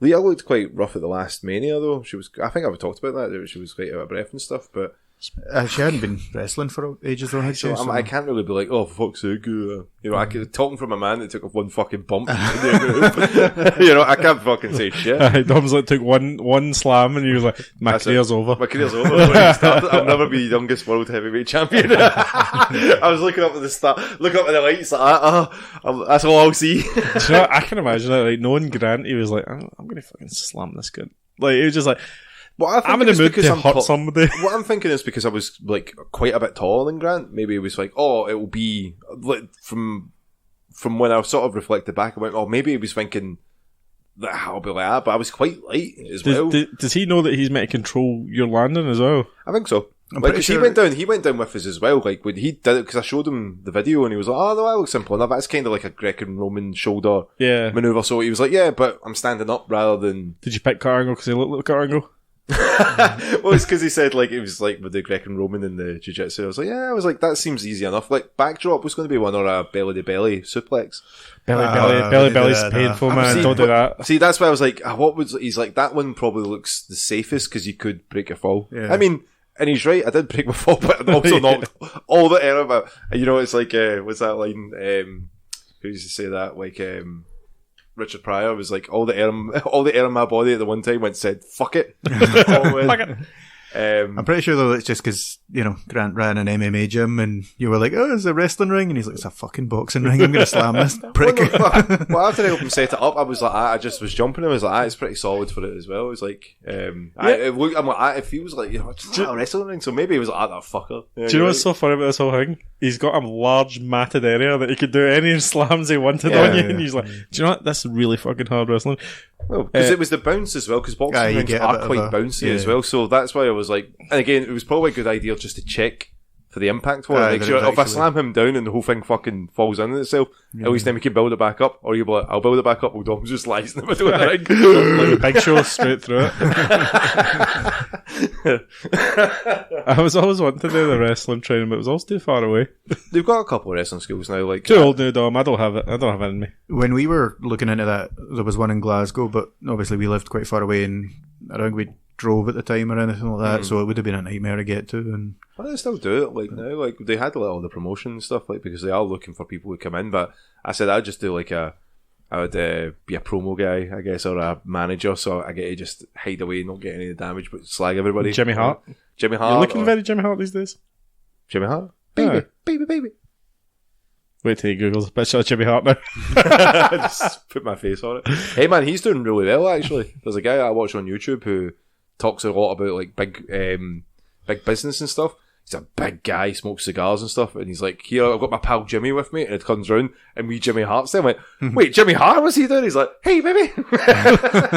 That's weird. It's really funny of them talking about like buying like lots that like desolate, like completely rundown places and building housing, low income housing, and throwing everyone like, "Hey, yeah, you could do this," and that's what you do. I fucking love pigs. Pigs are amazing. I'm like, what is this? This guy's amazing. Sounds too American for me. Like, it is a bit. It's a bit if Jimmy Hart's in it, I mean, come on. And Move to the south. Move to the south. Well, we're back into wrestling. New direction for the podcast. Yeah, wrestling podcast. We're now a wrestling podcast. So until Edge and Christian retire again, and then give it a week. One of their necks will just go. Just pop. That's the reason for the turtleneck. Protects his neck. Yeah, probably get like a steel casing in it or something like that, just to keep it straight. Hugh That'd just be figured that fucking out. genius on it. That was so genius. Cool. Like, anyone seen anything played it? Like, seen anything new or anything like that? Because I finished a few things. There's a few shows that have been on Amazon. I've been pretty good to like. Obviously, Hamish, you went and seen. Yeah, I went to a wee screening of Gen V. Yeah. Just before it came out. It was the first couple of episodes, but I mean, it was like 2 days before it released on Amazon, and Amazon released like 3 episodes. So I was like, oh well. Right, okay. But it was pretty cool because it was obviously free tickets, and then you go and you get like a wee free box of popcorn and stuff like that, and juice, and it's nice seeing it in a cinema and stuff like that. And you get like. I got like a £5 Amazon voucher and the chance of winning like a £50 Amazon voucher because it's all through Prime, obviously. Yeah, Just a fun wee day. Like it was buy stuff on Prime. It was Shane's birthday, so we just went up, got some food and stuff like that. And then, Where did you go for food? I went to China Buffet King, mate, because Obviously, it's his choice. So. Oh, really? Yeah, and he loves his buffets. Yeah. I'll interject quickly with my story. Right, Shane cuts my hair for me. Whatever's left of it before you say. He was up at my house and I was like, oh, how was the Gen V screws and stuff? He's like, oh, it's great. We went for dinner. I was like, where'd you go? He's like, China Buffet King. I was like, Shane, I've told you about China Buffet King. Like, it's bad for you, mate. Especially you. Because you don't know why to say no. Stop. Too many plates. Anyway, Hamish had suggested maybe like a burger place, maybe Five Guys. Because what I was saying is, Five Guys was nice. He's like, oh, it's £20 for a burger. I'm not paying £20 for a burger. As soon as we walked in, I was like, I've not had anything to eat today, so let's get some food. And he was like, yeah, I want to eat something. And then he was like, oh, fuck Five Guys though, because that's too expensive. And I was like, it's not bad, you know. And then there was like a kind of bar and grill place, and I was like, oh, well, let's have a look here. And he's like, oh, I need to check the prices. And I was like, well, it's your birthday, mate. I was going to pay for it anyway. And then we looked, and he was like, I think he was set on a burger, though, because he was like, fuck it, 26 quid for a burger, fuck that. And I was like, Shane, I'm paying for it. And, like, you know, it's not like, your problem. No, even then, like, no. I think he just wanted a buffet, though. Wow, Mate, that's wild. When I said to him, like, why did you go to China Buffet King? You could have got to Five Guys. I know it's expensive, but it's nice. I actually love the burgers at Five Guys. And he was like, I know, but for that price, I could get 3 or 4 meals. And I was like, that's the fucking problem, man. You only need 1 meal at a time. Like, I mean, it's nice to have, like, see, because, like, you've got all the choice in the world. Like, and I'm generally kind of similar. I'm like, do you know what? I will just have one thing. I don't want to have one thing plus another thing plus another thing plus another thing. I'm like, I want to stay, like, if I'm going to have burgers, I'm going to have burgers and maybe chips. Yeah. If I'm going to have steak, I'll have steak. With and potatoes chips. Or chips. You can say chips again. I wasn't going to say chips. I was having like Indian. I would like have rice and stuff. I would keep to that. I wouldn't be like, oh, do you know what? I could go for with this Indian. Let me get a burger and let me get this. Noodles and you know, and it's like, oh, no, that just doesn't sound appetizing to me. I've never been at a buffet like that has been good. Cosmos is good. If you've never been there, that's a good place. I didn't have a great experience at Cosmo. Cosmo's like got everything in it as well. I think that's the problem with these places. See if you're not focused. Like, see if you're just like... I wonder who's not focused here. I'm focused. Fuck. Have you not like, this is our stuff and this is the quality we're going to give? Mm-hmm. You're there for like the quantity then. Yeah. You're there for the novelty of it. Yeah, any good restaurant doesn't have like pages and pages and pages of different meals. Yeah, if they do, it's like... Angie said to me once, it's like, there's always good to go to places that just do one thing good. Yeah. Like, Bucks Bar, they'll do like their chicken burgers brilliantly. And I was like, yeah, that makes sense. Like, if you go to you go to one place that does one thing, great. Yeah, think what you're in the mood for. Think of the best place that'll do that. Go and get it. And Bucks Bar's amazing. Oh, Bucks Bar. I just can't go China Buffet King, and it just annoyed me because I could pay for 3 or 4 meals. I was like, you only need one at a time, though. Like, silly boy. Amazon. Yeah. Yes. So, have you guys seen Gen V yet? No, not yet. Like, is it basically The Boys but with younger people? Younger boys? Yeah, so it's Teen boys? Hugh will love it because it's younger boys. It's basically like the university that superheroes go to, and then there's like a crime fighting wing, and then there's like a performing arts one, and if you do well in the crime fighting one, then you'll end up in the 7 and stuff like that. Like there's the A-Train and stuff like that, there's wee cameos, the Deep and stuff like that, they were students at this kind of thing. Right. So it's just kind of building on the Boys universe, so if you're a fan of the Boys, you'll like it. It's the same, like, over the top, sometimes, like ridiculous gore and stuff like that, and a bit crazy. Sounds like My Hero Academia. Does a wee bit. It does, doesn't it? But is it over violent? Is like kind of like Yeah, I mean, just like again, like the Boys, you know what I mean? Yeah. It's just that same level, which is good because I was worried that they were going to go, oh no, this is different. Let's try and get a wider audience and stuff like that. Let's play it safe, change it, and yeah. When's it set? Pre The Boys? No, it's like same time. Same time. So at same time as season 3, same time as season 1. Like what way? I'm trying to say it's the same time as like season 3, I think. We talk about Soldier Boy and stuff like that. I don't think we talk about Soldier Boy now, but well, I mean, there's only a couple episodes in, so I mean, Homelander's daddy. There's definitely like references and stuff like that to current things that are happening in the Boys. Right. Okay. So which makes it a bit kind of it's a wee bit annoying. I don't think there's going to be too much that you'll need to see in that will reflect on the Boys season 4 or anything like that, but it will add to it, obviously. Yeah. Nice. Okay. I'm going to get a go, man, because I love The Boys. Yeah. And that's what they're talking about wrapping that up season 5, isn't it? Like they're saying there's 1, 2 more seasons, and they're like, yeah, we're kind of done.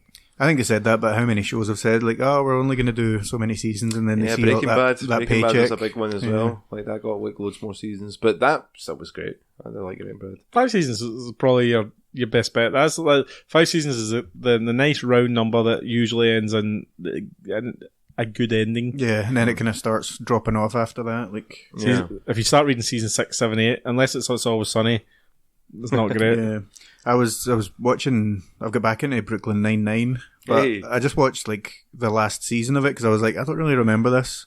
And then, but I do this annoying thing where I'll watch the last season or something because I'm like, oh, you know, that's the one that I remember the least because I've not rewatched it. But then I get to the end of that season and then I'm like, I kind of want to watch more of this. Yeah. So I go back another season. So I watched like season 7 and then 6 and then 5 and I'm like, fuck it, just go back to the start and watch the whole fucking thing. I don't think any of them wanted to come back for the last season, did they? No, they because of the whole police thing. No, they really wanted to come back. They were getting moved. They got renewed networks. on Twitter. Yeah, it was like a there's no something that they were uncomfortable continuing it the way because of the whole like George Floyd stuff and that. They were like, we don't want to go back into it and just have it like.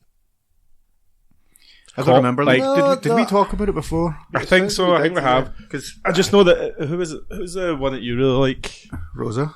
Beatrice. Yeah. She didn't really want to come back, and that's why in the last season she quits. Like there was. But she's in like the last episode. Aye, but she quits. Oh, right, okay, yeah. There was a lot of thing about the accountability of police and stuff like that. It kind of took away the show wasn't propaganda. It kind of was. Propaganda. That's a term. That's actually like a real term for years. It's about how you can like show the police as like not villains, not corrupt, not this. When you know, we all know. I mean, we've seen the other guys aim for the bushes, but like there was a big problem with them. The direction of that last season, how they wanted to come back. They were all like, no, this is the end now, and this is how we're going to try and finish it. I mean, I didn't mind it when I was watching it, but. John C. McGinley was in it. Yeah, aye. But I remember... the bad police union. See, I didn't remember he was in it. I didn't really remember much of it at all when I was watching it. Yeah. But then, like, in the last episode where, like, Rosa does leave and stuff like that, I remember us talking about it, so I was like, I must have seen it, but I don't remember it at all, basically. I think it's a very forgettable last season, which is such a shame, because I love Brooklyn Nine-Nine. I do remember going like, oh, it's not really impactful. The first 4 or 5 seasons were great, and then you were like, right, okay...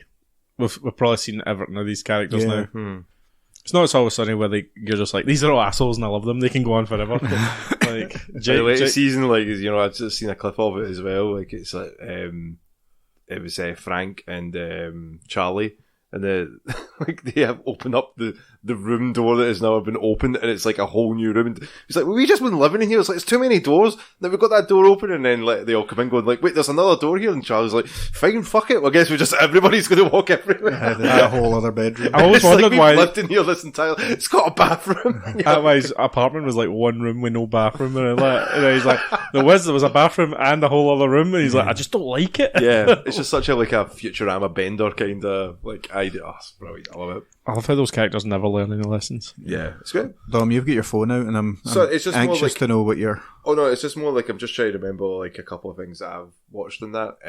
It's more just to keep up like characters and stuff. Futurama had their new season come back. Yeah, it was alright. I quite liked it. It was good.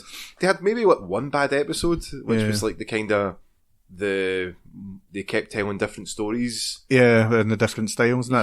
That was a bit weird, a bit jarring. You know what I mean? And then they kept jumping back to the main one where Leela was fighting like some guy on a horse thing. It was weird. It's just like she falls in love with like the prince or something. He's my love of my life, and you're like, Jesus, family, cheers fries. I guess. But yeah, it was kind of like a throwaway episode, but the rest of the season was quite great. Yeah, it seemed to be very kind of like, you could tell it was a 2023 one, because it was like they had an episode that was about like Bitcoin. Like all these hot topic issues over the last few years and stuff like that. You know, it was, pandemic episode. It's very dated. If you watch that again in like 10 years, you'll be like, oh yeah, I know what this is talking about. Yeah, which is strange. But it's alright. It's more Futurama, which is fine. I don't want pandemic related material anymore. Yeah. Like Is it too pandering though? No, we're going to get it for the next like 10 years. I'm sure there'll be films about it soon where it was like, oh, the heroes of the... I mean, they've already done like Partygate and stuff like that on Channel 4. There's all these ones that are like, there, you know? I think I just don't want to like think about it because it was such a fucking depressing time. You're like, no, we'll just forget that existed. Yeah. We're Britain. We don't talk about the things that we don't like. I did watch the remainder seasons of Cuphead on Netflix. Do you know I've still not watched that? No, It's great. It's like they're all wee 10-minute episodes, so you can fly through them quite quickly. But the animation's just great. Just like they've got so many good like shock faces and stuff, and the stories are like it is aimed at kids really, I would say, but there's fun. It is great hearing like or seeing the animation in there and making characters like meet each other and stuff. You're like, oh, that's from the game. It's great. I love it. Did you play games? I did play games, but it's a big but it's a huge but. A lot of them were just like throwaways, kind of like wee short ones, like Cyberpunk. Tears of the Kingdom. Cyberpunk. I played a bit of not that. A throwaway game. What are you talking about? Again, I didn't play a lot of it, so it was kind of like I just picked up right away. Played a lot of I was about to say Crisis Core, Final Fantasy 7 on the mobile.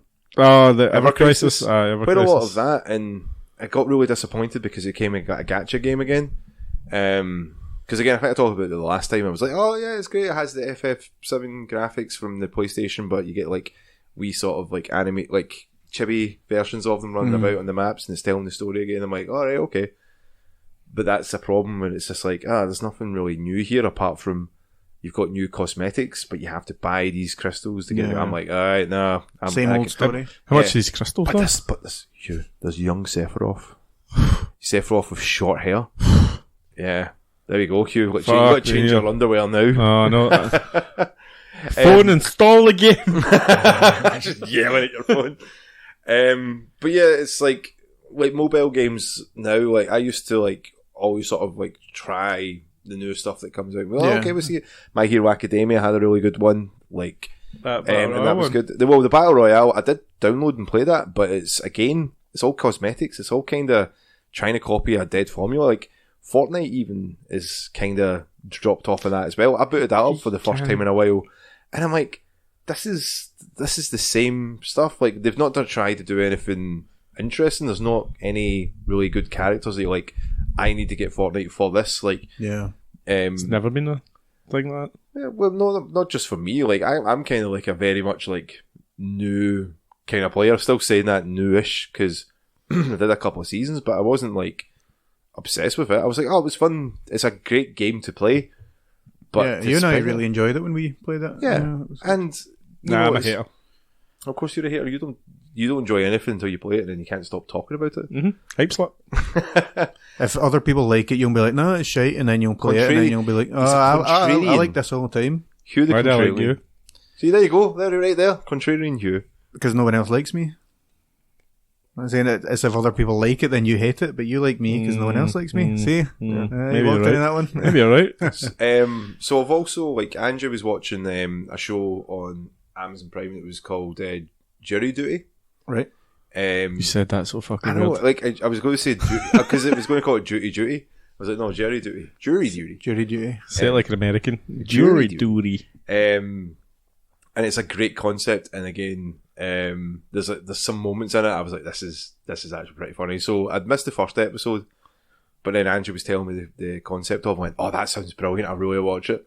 So the idea is they're filming in a courthouse this case. There's all these people that are here. They've all been systematically picked to do this case, but the case is fake. Right, so There's one person. Is this like a reality show? It's kind of like a reality show. So they kind of pick out this one guy, and they're like, out of all these people that are put in for the audition for like, oh, I'm thinking about doing this show, it'd be fun to do it, and he gets called up for this jury duty. But they actually go, don't tell him that it's all for like a stage. Kinda. Right, yeah. It's like, it's all stage for He it. thinks it's real. He thinks it's real. He thinks this is like, oh, it's just televised, because like, again, you have to give your written consent for anything that's televised. Yeah.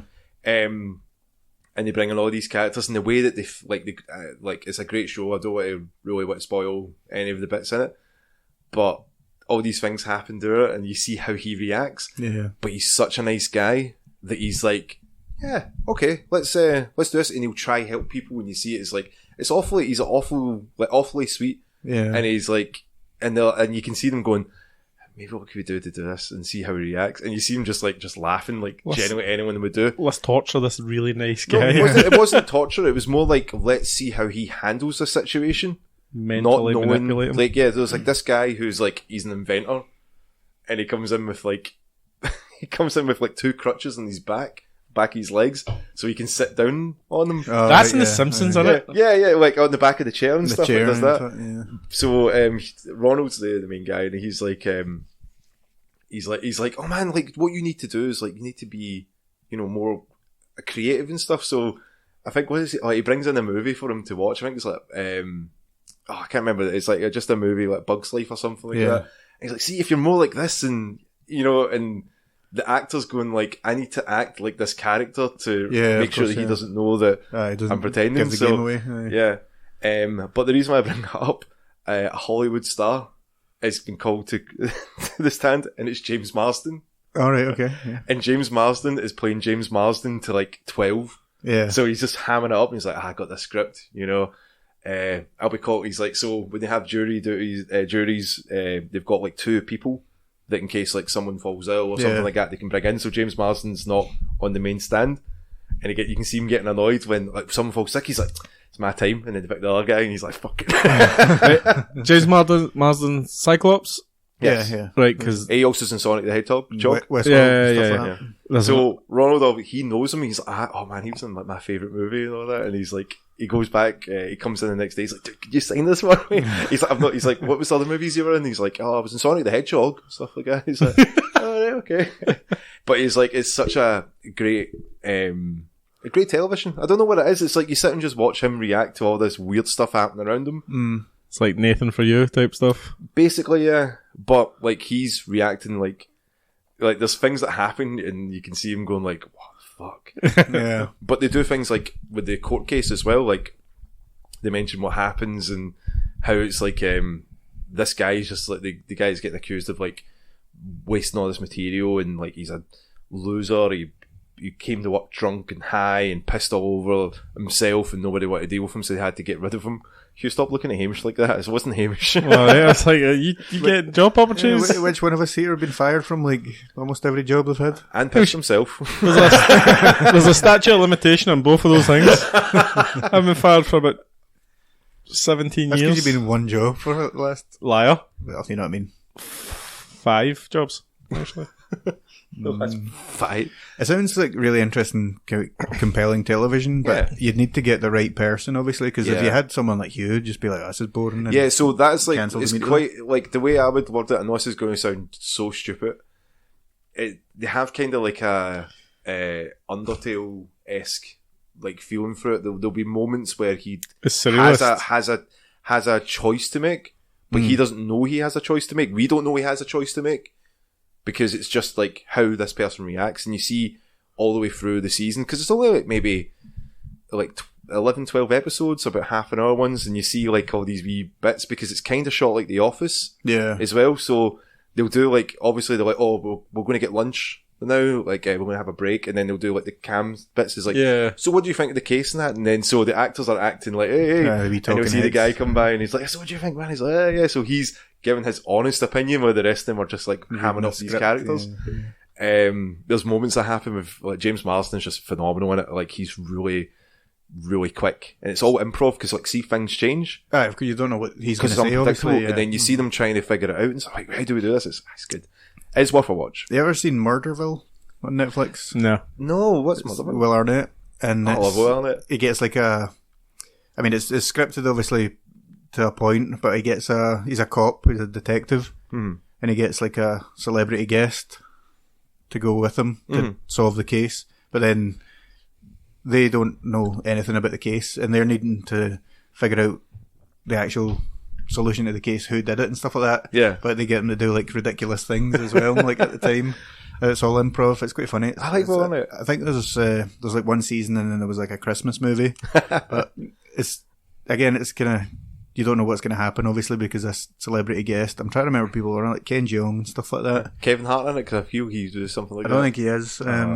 But there's like, even like, I think Marshawn Lynch, the NFL player and stuff like that. You know, they get like quite an eclectic mix of people, but they get them to do these stupid things, like they go to like a kindergarten to interview someone, and they get the picture, like draw a wee picture of how you see yourself and stuff like that while they're doing it. But then obviously Will Arnett's like fucking with them and trying to throw them off and stuff like that. It's quite funny. I do like him though. Yeah. He's got some, like, he's very good with improv and stuff as BoJack and that as well. I also did like, so Hugh, you know me, like I'm nope. like you don't know me? No. You think you know me? Hey. That contrarian thing came out there. Exactly. Contrarian Hugh. Like, just needs a wee hat. So it's like, he has like a badge that says, sorry, I'm a contrarian. I'm not contrarian, I'm just more about contrarian. Oh, that's going to take off now, isn't it? So I've started a new position in my work. I was going to say new podcast though. I was like, what the fuck? Hold on, it was to me. Mutiny. So guys, I've started a new podcast. It's called Patches Out. Patched. Just call it that. Alright. Patched. So I've started a new position in my work, and so I have to drive further to go to the job. And I was like, do you know what I miss? Like, I miss having something decent to listen to, because it's just music that I've listened to. There's only so many albums you can listen to. There's only so many podcasts that you can listen to. Except this one. Well, this one, like, you know, when we release it properly, you can listen to it and that as well. That's not what I mean. You can get the show. There's only like you know, get to a point where you're just hearing the same stuff over and over again. And I was like, you know what? And you know what? It's like, I used to be a member of Audible, and I used to like listen to books and stuff like that. And I was like, man, maybe I should start doing something like that. So Garth Marenghi, fiction horror writer, done his audiobook, and I really enjoyed that. And I was like, do you know, people always are talking about the Harry Potter books? Yeah. Like, they were always good. And I like Stephen Fry, so I was like, fuck it, I'll listen to that. So I managed to listen to all of the Harry Potter books. And that's a lot, by the way. Yeah, it's a lot. It's a lot. So that was like... Those last 4 books are ridiculously big. The Goblet of Fire was like the longest one. I think that was like 26 hours. Fucking hell, man. Yeah. It's like... How long do you need to drive to work? But it was always like, when I was driving there, it was like, it's kind of like, you're on a motorway, it's quite... Yeah. You know, you don't really need to think on a motorway. I mean, obviously, you pay attention to the road, you're not going to be like... But you're kind of on autopilot. Yeah. And it's you understand now with like the Harry Potter books and stuff. I was like, wonder why so many people like have this attachment to them and that. And after like listening to the whole books and understand, I've not watched the movies yet. Again, with this newfound information of like, oh, this is why people like it. You can actually understand like why they're attached to these characters and why it's so important these moments happen. And I'm like, God, if I actually did stick and read these books, I think at my age, I would have been like, oh yeah, Harry Potter's amazing. But at my cynical age that I'm at, all I'm thinking is that, you know, Harry Potter is just westernized weep stuff. It's basically a Persona game stretched out at a long length of time where you're following a protagonist going through their life and all these amazing, wonderful things can happen to him. And he's a cunt. It's not that he's a cunt. He's a worse cunt. What he is Harry is Potter. Harry Potter. Aye, the Or cat. Tom. what I think is that in the books there's a certain angst that he has that you can obviously understand what he goes through. I was going to say, he had a pretty shitty upbringing, did he not? He was So- he basically lived under a fucking staircase for like 12 years before getting told, oh, you Dead know, wizard parents and Harry. shit like that, Dead yeah. parents been hidden away like a, you know, like a monster, and not like, you know, he couldn't do anything because he's not that. He's It was an nothing. isekai though, right? So you know what an isekai is? You get transported to a new world because Yeah. you die. Well, he's not, and he's So he went from being like a cunt living under the stairs, he's abusive auntie and uncle, to being a rich, famous, talented wizard. And you're like, But then that comes with its own issues. Like, I looked at it going like that kind of, well, you know, he's got everything he always wanted. And Yeah. he'll never take that back. I think he's got everything he always wanted. I got everything That's- I ever wanted. Like Harry Potter's like the worst character in those books. No, there's plenty. I think, you know, Voldemort is there. Nah, he's alright. I mean, Wizard Hitler. like, his, Whistler. It's like he's on Broadway. That's good. I like that. I think my problem with Harry Potter now, right? I loved him when I was a teenager, but when I read more young fiction, Yeah. I was like, wait, characters learn lessons and grow as characters. Harry Potter did not grow as a character. No, His did. friends did. No. He didn't. No, he did. He had like a lot of like this pressure, I felt, which is so strange to say because I don't know again with the movies because I don't know how they take it because I've watched maybe 2 of the movies and the books are completely different from them. Like, Which ones? so from Goblet of Fire was very similar, like all the beats that happen there, but the reasons why they happen, they kind of, from what I remember from the movies, they don't really explain. They just do it. Yeah. And Deathly Hallows part 1 and 2 that I watched, and then the books, they're a lot better. They're a lot better explained and stuff. And I can remember watching the Deathly Hallows going, what the fuck is going on? But again, that was me coming from experience of not watching anything. I was like, what the hell's a mudblood? See, when I said that, I remember someone turned around and going, what the fuck do you mean, what's a mudblood? I'm like, well, what is a mudblood? It was I a don't fucking know. cultural zeitgeist thing at the time.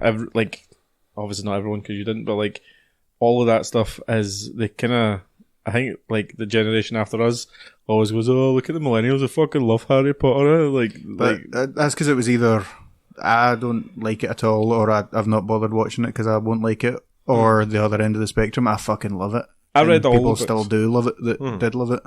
Like, Yeah, does Jason still like it? have all my I'm books. sure Jason likes Jason the likes books. He Yeah. used to listen to the audiobooks, I'm sure. Yeah, and like I can again understand why people have such a fandom for it because there's moments where you're just like, oh, for fuck's sake, but there's moments that they genuinely make you go, fucking hell. Like the whole thing with like dealing with grief is a very interesting one.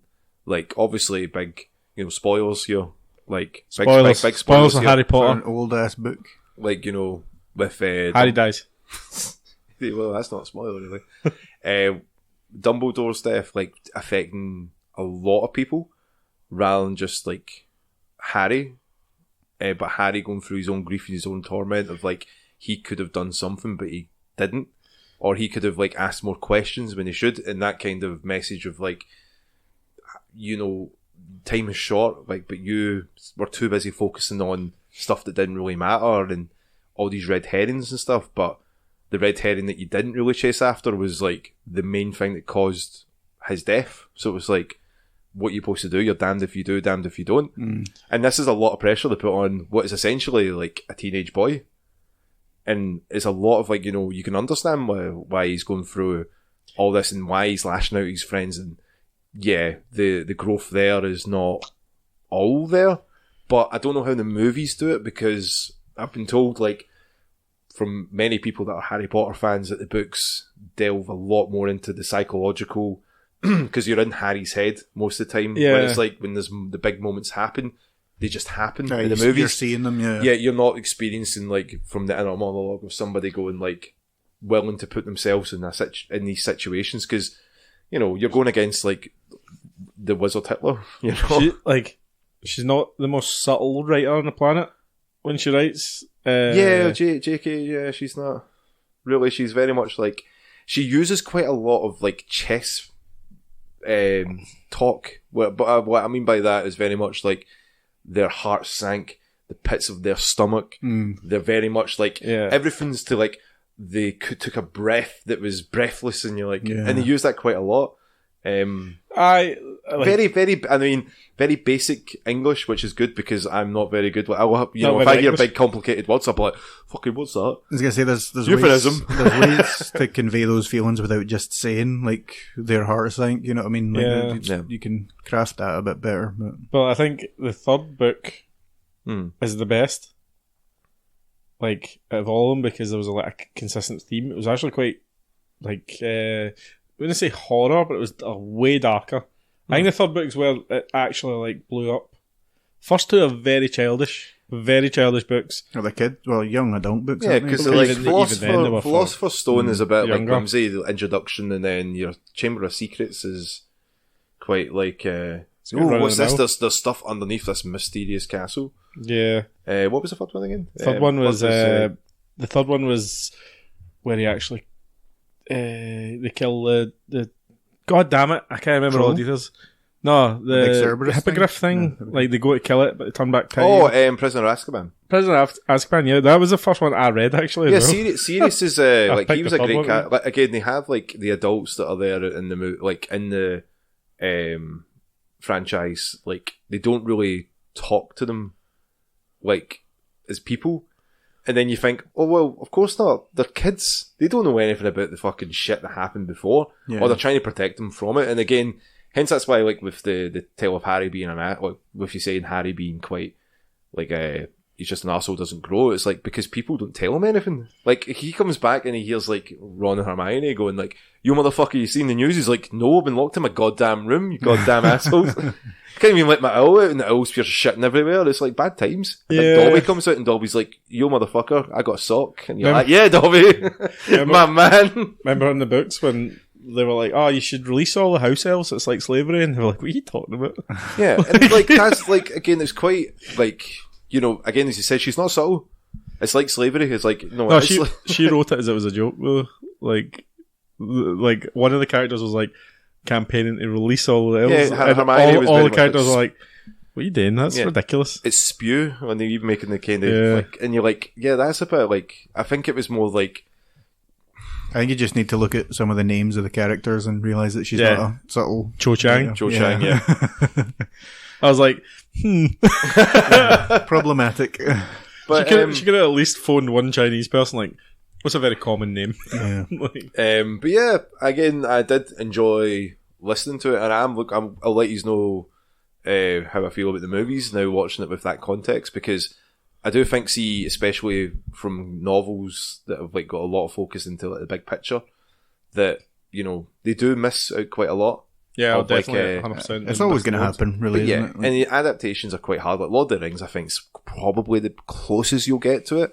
Even then, and even that, you're missing quite a lot of bits, but not to the point where it was like it takes away from the movie. You're still going to be like, oh, I understand what's going on. Do you ever seen the forum posts, like from the early 2000s, when like, all the details were coming out about what was in the movies and what was getting cut and stuff? No. And like the fans were going fucking wild. Like they're like, can't believe they cut out Tom Bombadil. I can't believe they cut out this big thing. Who cares about Tom Bombadil? But like the fans do though. He was like, who the fuck's Tom Bombadil? I know Tom Bombadil. You don't read. I like the Silmarillion and stuff like that. Silmarillion, you mean? Fuck's sake. Oh, come on.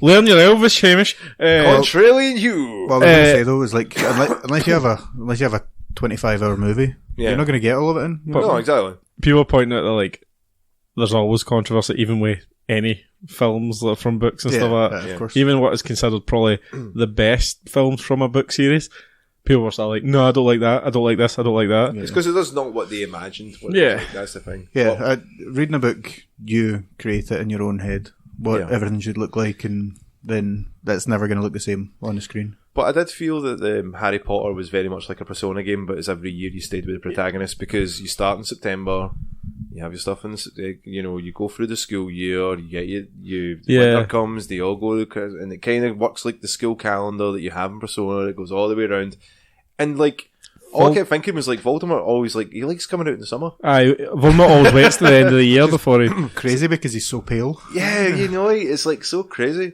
That cunt always like loses as well. Like Harry beats him every year, and you might be fucking scared of this bastard. Yeah, and I mean like it's wild as well, but very much like a weep for the West, as I've called it. I've showed you the anime that's basically Harry Potter. Yes, you have. But the guy doesn't have any magical powers. He's just really built. He's really strong. The strong boy. Some of the fucking funniest stuff I've ever seen. The guy's like try to hit him with these spells, and he just fly knees him in the face and digs a hole and puts him in it. You're like, look, if Harry was a real man. Yeah. A real man without glasses and a scar that itches. And Ooh, my scar. Lift weights, mate. Stop greeting under the stairs. Get lifting. Hugh, man, like, if this fictional character had your drive. Well, my imaginary drive. Imaginary drive. If you want any more recommendations for books, let me know, right? Because I've got a few if you want to. I do enjoy the audiobooks versions. I think it's just a lot easier just because, again, having time on the road, but also I've been trying to read more, but I keep getting to that point. I'm like, I can't. It's too late at night, or I'm too many words. Too many words. That's the problem. Because again, like there's books I started and stopped. Like you gave me the Dave Grohl book. Yeah. And I was loving reading that. And then Taylor passed away, and I've not looked at it since, which is such a shame because I was really enjoying it. And I'm like, I'll go back, and I keep saying I'll go back, and I'm like, no, I need to go back. But the audiobooks ones, I feel I retain a lot more, which is so strange to say, because like when it comes to like works of like literature, I'm very much like, unless I'm really into a book or I'm really trying to read a book, I find it hard to do that. So having audiobooks there has really helped. Do you have glasses? Do I have glasses? Yeah. No. See, I was finding, like, I love reading, right? But I was finding it really hard for ages to get into books, and I was trying to figure out why, and it's because I was straining. Do you know what? Maybe that is the case. I've not been for an eye test for a while. Maybe I need to actually do that. My eyes aren't even that far out. My prescription You're getting up is there bad. in age as well, Dom. That's true, actually. Maybe You're at least 5 years older than us. But it could be that. It could be just people retain information different ways. You know. So. I always said, see if like I could get information like through The Simpsons and stuff like that. Like I'd be a fucking rocket surgeon. You know, it's like.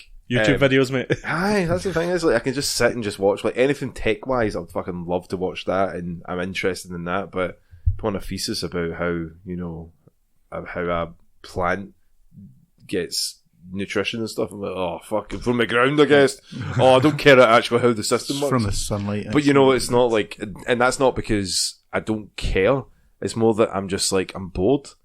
Because it's not, I don't know what, again, maybe we need to get that TikTok feature just for plants for me or something like that for me with the run video. But I'm looking forward to a couple of other audiobooks. I've got the Orson Welles collection. By collection, I mean 2 books. Animal Farm and 1984. But I mean, I'm going George to Orwell. But that's not it? Orson Welles. Did I say Orson Welles? Yeah. Sorry. I was like, Orson Welles? Orson Welles, sorry. See the guy that played Garfield? Sorry, I was like going saying that. I was like, no. Well, thankfully, Hamish didn't correct me because he knows my stupidity. They are. They are. As soon as like, you said Animal Farm, I was like, okay. Animal Farm's super short. And it's a really fun allegory. Yeah. It's very much like Soviet Russia. Yeah, it's about like the commies and stuff like that as well. He was a commie as well. He was. He just didn't like Soviet Russia. Yeah. So yeah, I know they're quite short books. It's man getting I know they're quite short. That's all books. we have time for today. I know they're quite short books, so that's why I'm like, I'll maybe do that. Like if I'm got a day off and can just. I'll recommend some, right? Yeah, Andrew's recommended Animal Farm, so I was like, okay. Like I like that kind of ideal again, just with like, when you put like not a fun spin on it, but when you put a different take on it, like fresh perspectives, kind of. Yeah, thing, like. and it's like animals that, like, of course, like the degree when you have it there, and then somebody gets, it's like. I'll recommend you another writer. He's Japanese, right? Hamish up. He's really fucking good though. I actually lent books of his to Rory. It's Haruki Murakami. That name sounds very familiar. Yeah, Is he actually good, or is he just you just like him because he's Japanese? He's really fucking good. Does he do the Beatles book, the something Wood, Norwegian Wood? Norwegian Wood, aye. Yep, Angie was talked to. Oh, so fuck you, Hamish. What you saying? No, it's like that name. I was like, I know about that. Angie's he's said googling that, what is a she book likes right it as now. well. What is it? What? What was a book? Because she's big into her books. You're literally like sitting right in front of all my books. That one on They're there. decorative. those are alcohol menus, Hamish. They just have hip flasks. You've ripped out the insides. Put booze in them. Money, drugs, and alcohol. Angie's a big reader, so like she's got lots of books that she likes to read. The Witcher ones are good as well. Yeah, that's the ones I saw you had, Hamish. Aye, so I'm like, yeah, I'll keep on my journey there as well as like my Italian lessons in Duolingo and try to learn anything from that. Ciao. It's just like that green bird, man. He just gets angry. He's like, I was looking at the longest time. I'm like, what kind of bird is that? I'm like, oh, it's a parrot.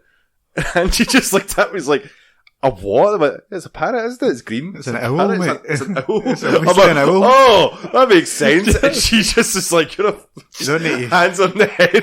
you don't need to read zoo books to know that's an owl, mate.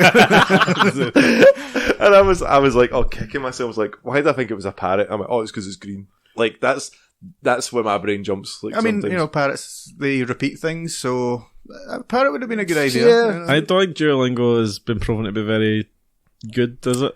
I think it's like it does help. See with like Again, it depends. People learn different ways. yeah, like I think it helps because it gives that kind of way of learning. Like I could probably read Italian better than I could speak it, because you'll have the ways it works. Like Japanese is very much like they throw the end of the word in the middle.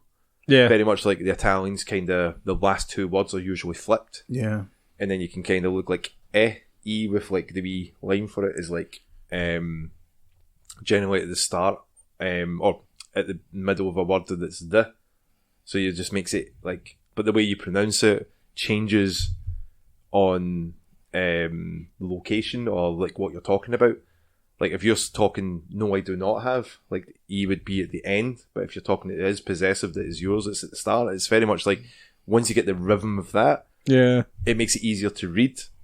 But the speaking part, I'm really struggling at, because you feel that you're putting on a fake accent when you're trying to do it. Because it's like, I've got an S22 Ultra and the mics on them are incredible.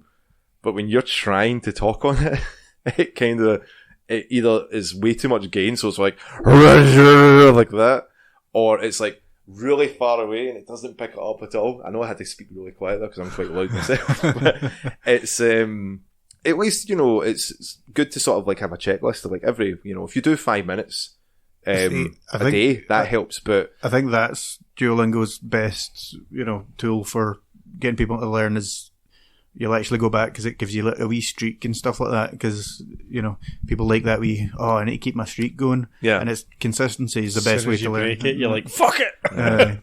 yeah, and Fucking Italians! Listen, never eating pizza again! Stupid parrot bastard. There you go. I'll have lasagna, but don't take my lasagna away from me. I don't hate cats. What, my Garfield? El lasagna, mate, is Mexican now. Is it Mexican? You just put a couple of spices in it, it's Mexican. I'll throw no some- longer Italian. Tortilla sheets instead of pasta. How many levels of racism was that? Never enough. Never enough. Hey, what we sitting at? Are you done with us? Just about the 2 hour mark. So Yeah, I think okay. like again, we could talk about gaming stuff. We could talk about that, but I think that's been a Did anything actually happen in game? Jim Ryan stepping down, crying Jim Ryan. Yeah. The guy that runs PlayStation. Yeah. He's like, I'm sick of this. It's not because he made any bad decisions. Like, no one ever say that. No, don't even start, Hamish. sounds like he made some bad decisions. Pretty much, Nothing really, like, again, I think it's this kind of lull that's happening because we're still waiting for, like, Activision Blizzard's, like, merger and stuff, which is totally happening. We'll be talking plenty about games in the coming months anyway, with things like Spider-Man and stuff like that. Yeah. How's Baldur's Gate going, man? me and Ross have not really had a chance to play it yet. He obviously moved into his new place and stuff like that, and then I was away. And when he was talking about that to me, I was like, man, I'm so happy you've got like proper internet now. He just laughed. He's like, I can actually play games. Are you missing any of the races in particular? Like, when you get back in, which one are you aiming for next? Oh, well, I'm not going to cheat on Lizelle in my playthrough, mate. Sorry, I didn't realise you as well. Is that one on the right there with the sword? Oh, I didn't realise you were in a committed relationship. Yeah, aye. I actually got dark hair as well. Okay. And then in my other playthrough, I've got some evil lassie as well. Hamish likes to be stepped on, I think. It's like a drow, like, you know, the kind of dark-skinned elves. No, I have no idea. I've never played all about that Baldur's drussy, Gate. mate. I knew he was only saying that because he knew I didn't know it. And I was like, he's got something to say. That smile just coming there like he... I've not been playing it, but get back to it soon. Yeah. I watched the last season of Sex Education, by the way. That was the show I was trying to remember. Alright. It's fine. It's fine. But is it worth watching it from the start then? Did you learn anything?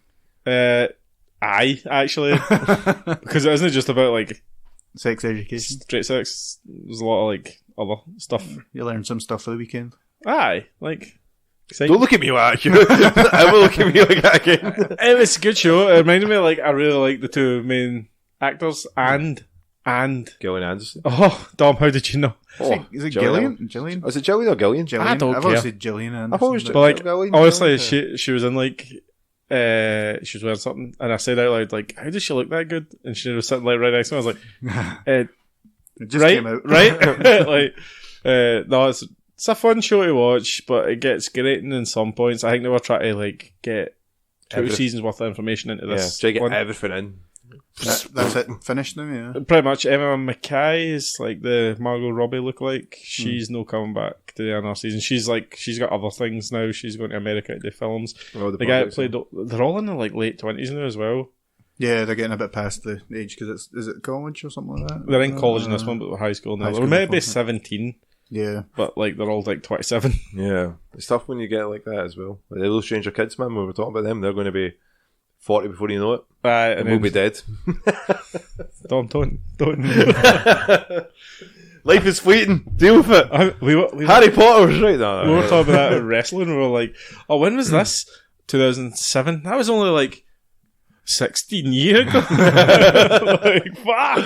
Just don't let the dread set in. That's what you think. I watched one of the last things we talked about. I watched a video about Kurt Angle's last run in the WWE. Yeah, and it was so fucking sad. Yeah, because like even 2 years before that, he was still like sort of top of his game. But then he was so stiff, and his neck was stiff, his back was stiff, his arm was losing strength in his arm, and he just a guy who was the man. Who could do everything. Incredibly talented. Just was like not, and then they used him really badly as well. They kept putting him in like pure shit guys. Yeah, I think it's also like a man facing addiction who, you know, has been going through all those injuries and that. You know, he broke his neck so many times. Broke his neck twice. Well, broke his neck at the Olympics. Managed to heal up before that and won gold. Then he talks about. I think he's talked about it on Rogan's podcast. Actually, I watched him on and it's Rogan. like. He was. It's so sad, and you hear like, you know, like him being so positive about everything that's going on, but you can say that he's clean. But I'm just happy that Rogan was like, "Here, man, there's that guy that can do the fucking 3D printed sort of like vertebrae stuff," and I'm like, that may be the making for Angle. Hopefully, not put that in Angle, and he's like, it's going another 20 years. I'm like, no, mate, like. Just take it so you're not in pain anymore. Please just do that. Like, you know, there'll be other injuries he's got. Get him some perk.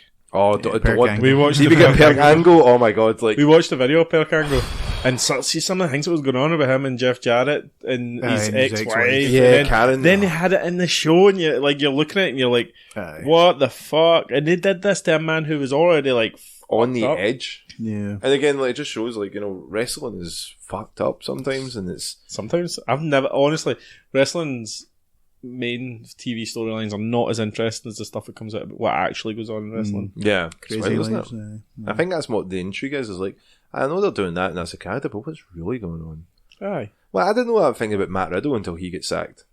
Like what his famous line in like Dana White was like, "Oh fuck, this guy can fuck himself," which is like, I smoke cannabis so I don't beat my kids. I'm like, What a piece of shit. I didn't know that he said something like that. He got done for smoke weed a few times in UFC, and then it was like, I've given him like 5 chances, he's gone. Yeah. And like, you know, Matt Riddle's personality, he's a bit of an asshole anyway. Dana White, bit of an asshole, like kind of clashed, but I mean, we managed to get the podcast working with you and Hamish, so. I was saying to him we based a lot of our teenage personality on Edge and wrestlers. Christian, yeah. Just like the way they Arsehole. slag each other, Yeah. cutting promos and all that. Turn this work into a shoot, baby. It's worked for us so far, mate. Alright, just keep going. We'll be Hulk Hogan in a couple of years. Like, So cut yourself like I worked 450 days last year. Because I work twice as hard as you. It take less holiday. I'd never do it. Never. No. Oh. So that's the end of the Patches In podcast. That's a goodbye from Hamish. Bye, everyone. Thanks for listening. Shut the fuck up and let me do my goodbye, mate. I know, I heard it. That's a goodbye from me, Dom. See you later, guys. That's how I wanted to end it. That's a goodbye from Hugh. Bye.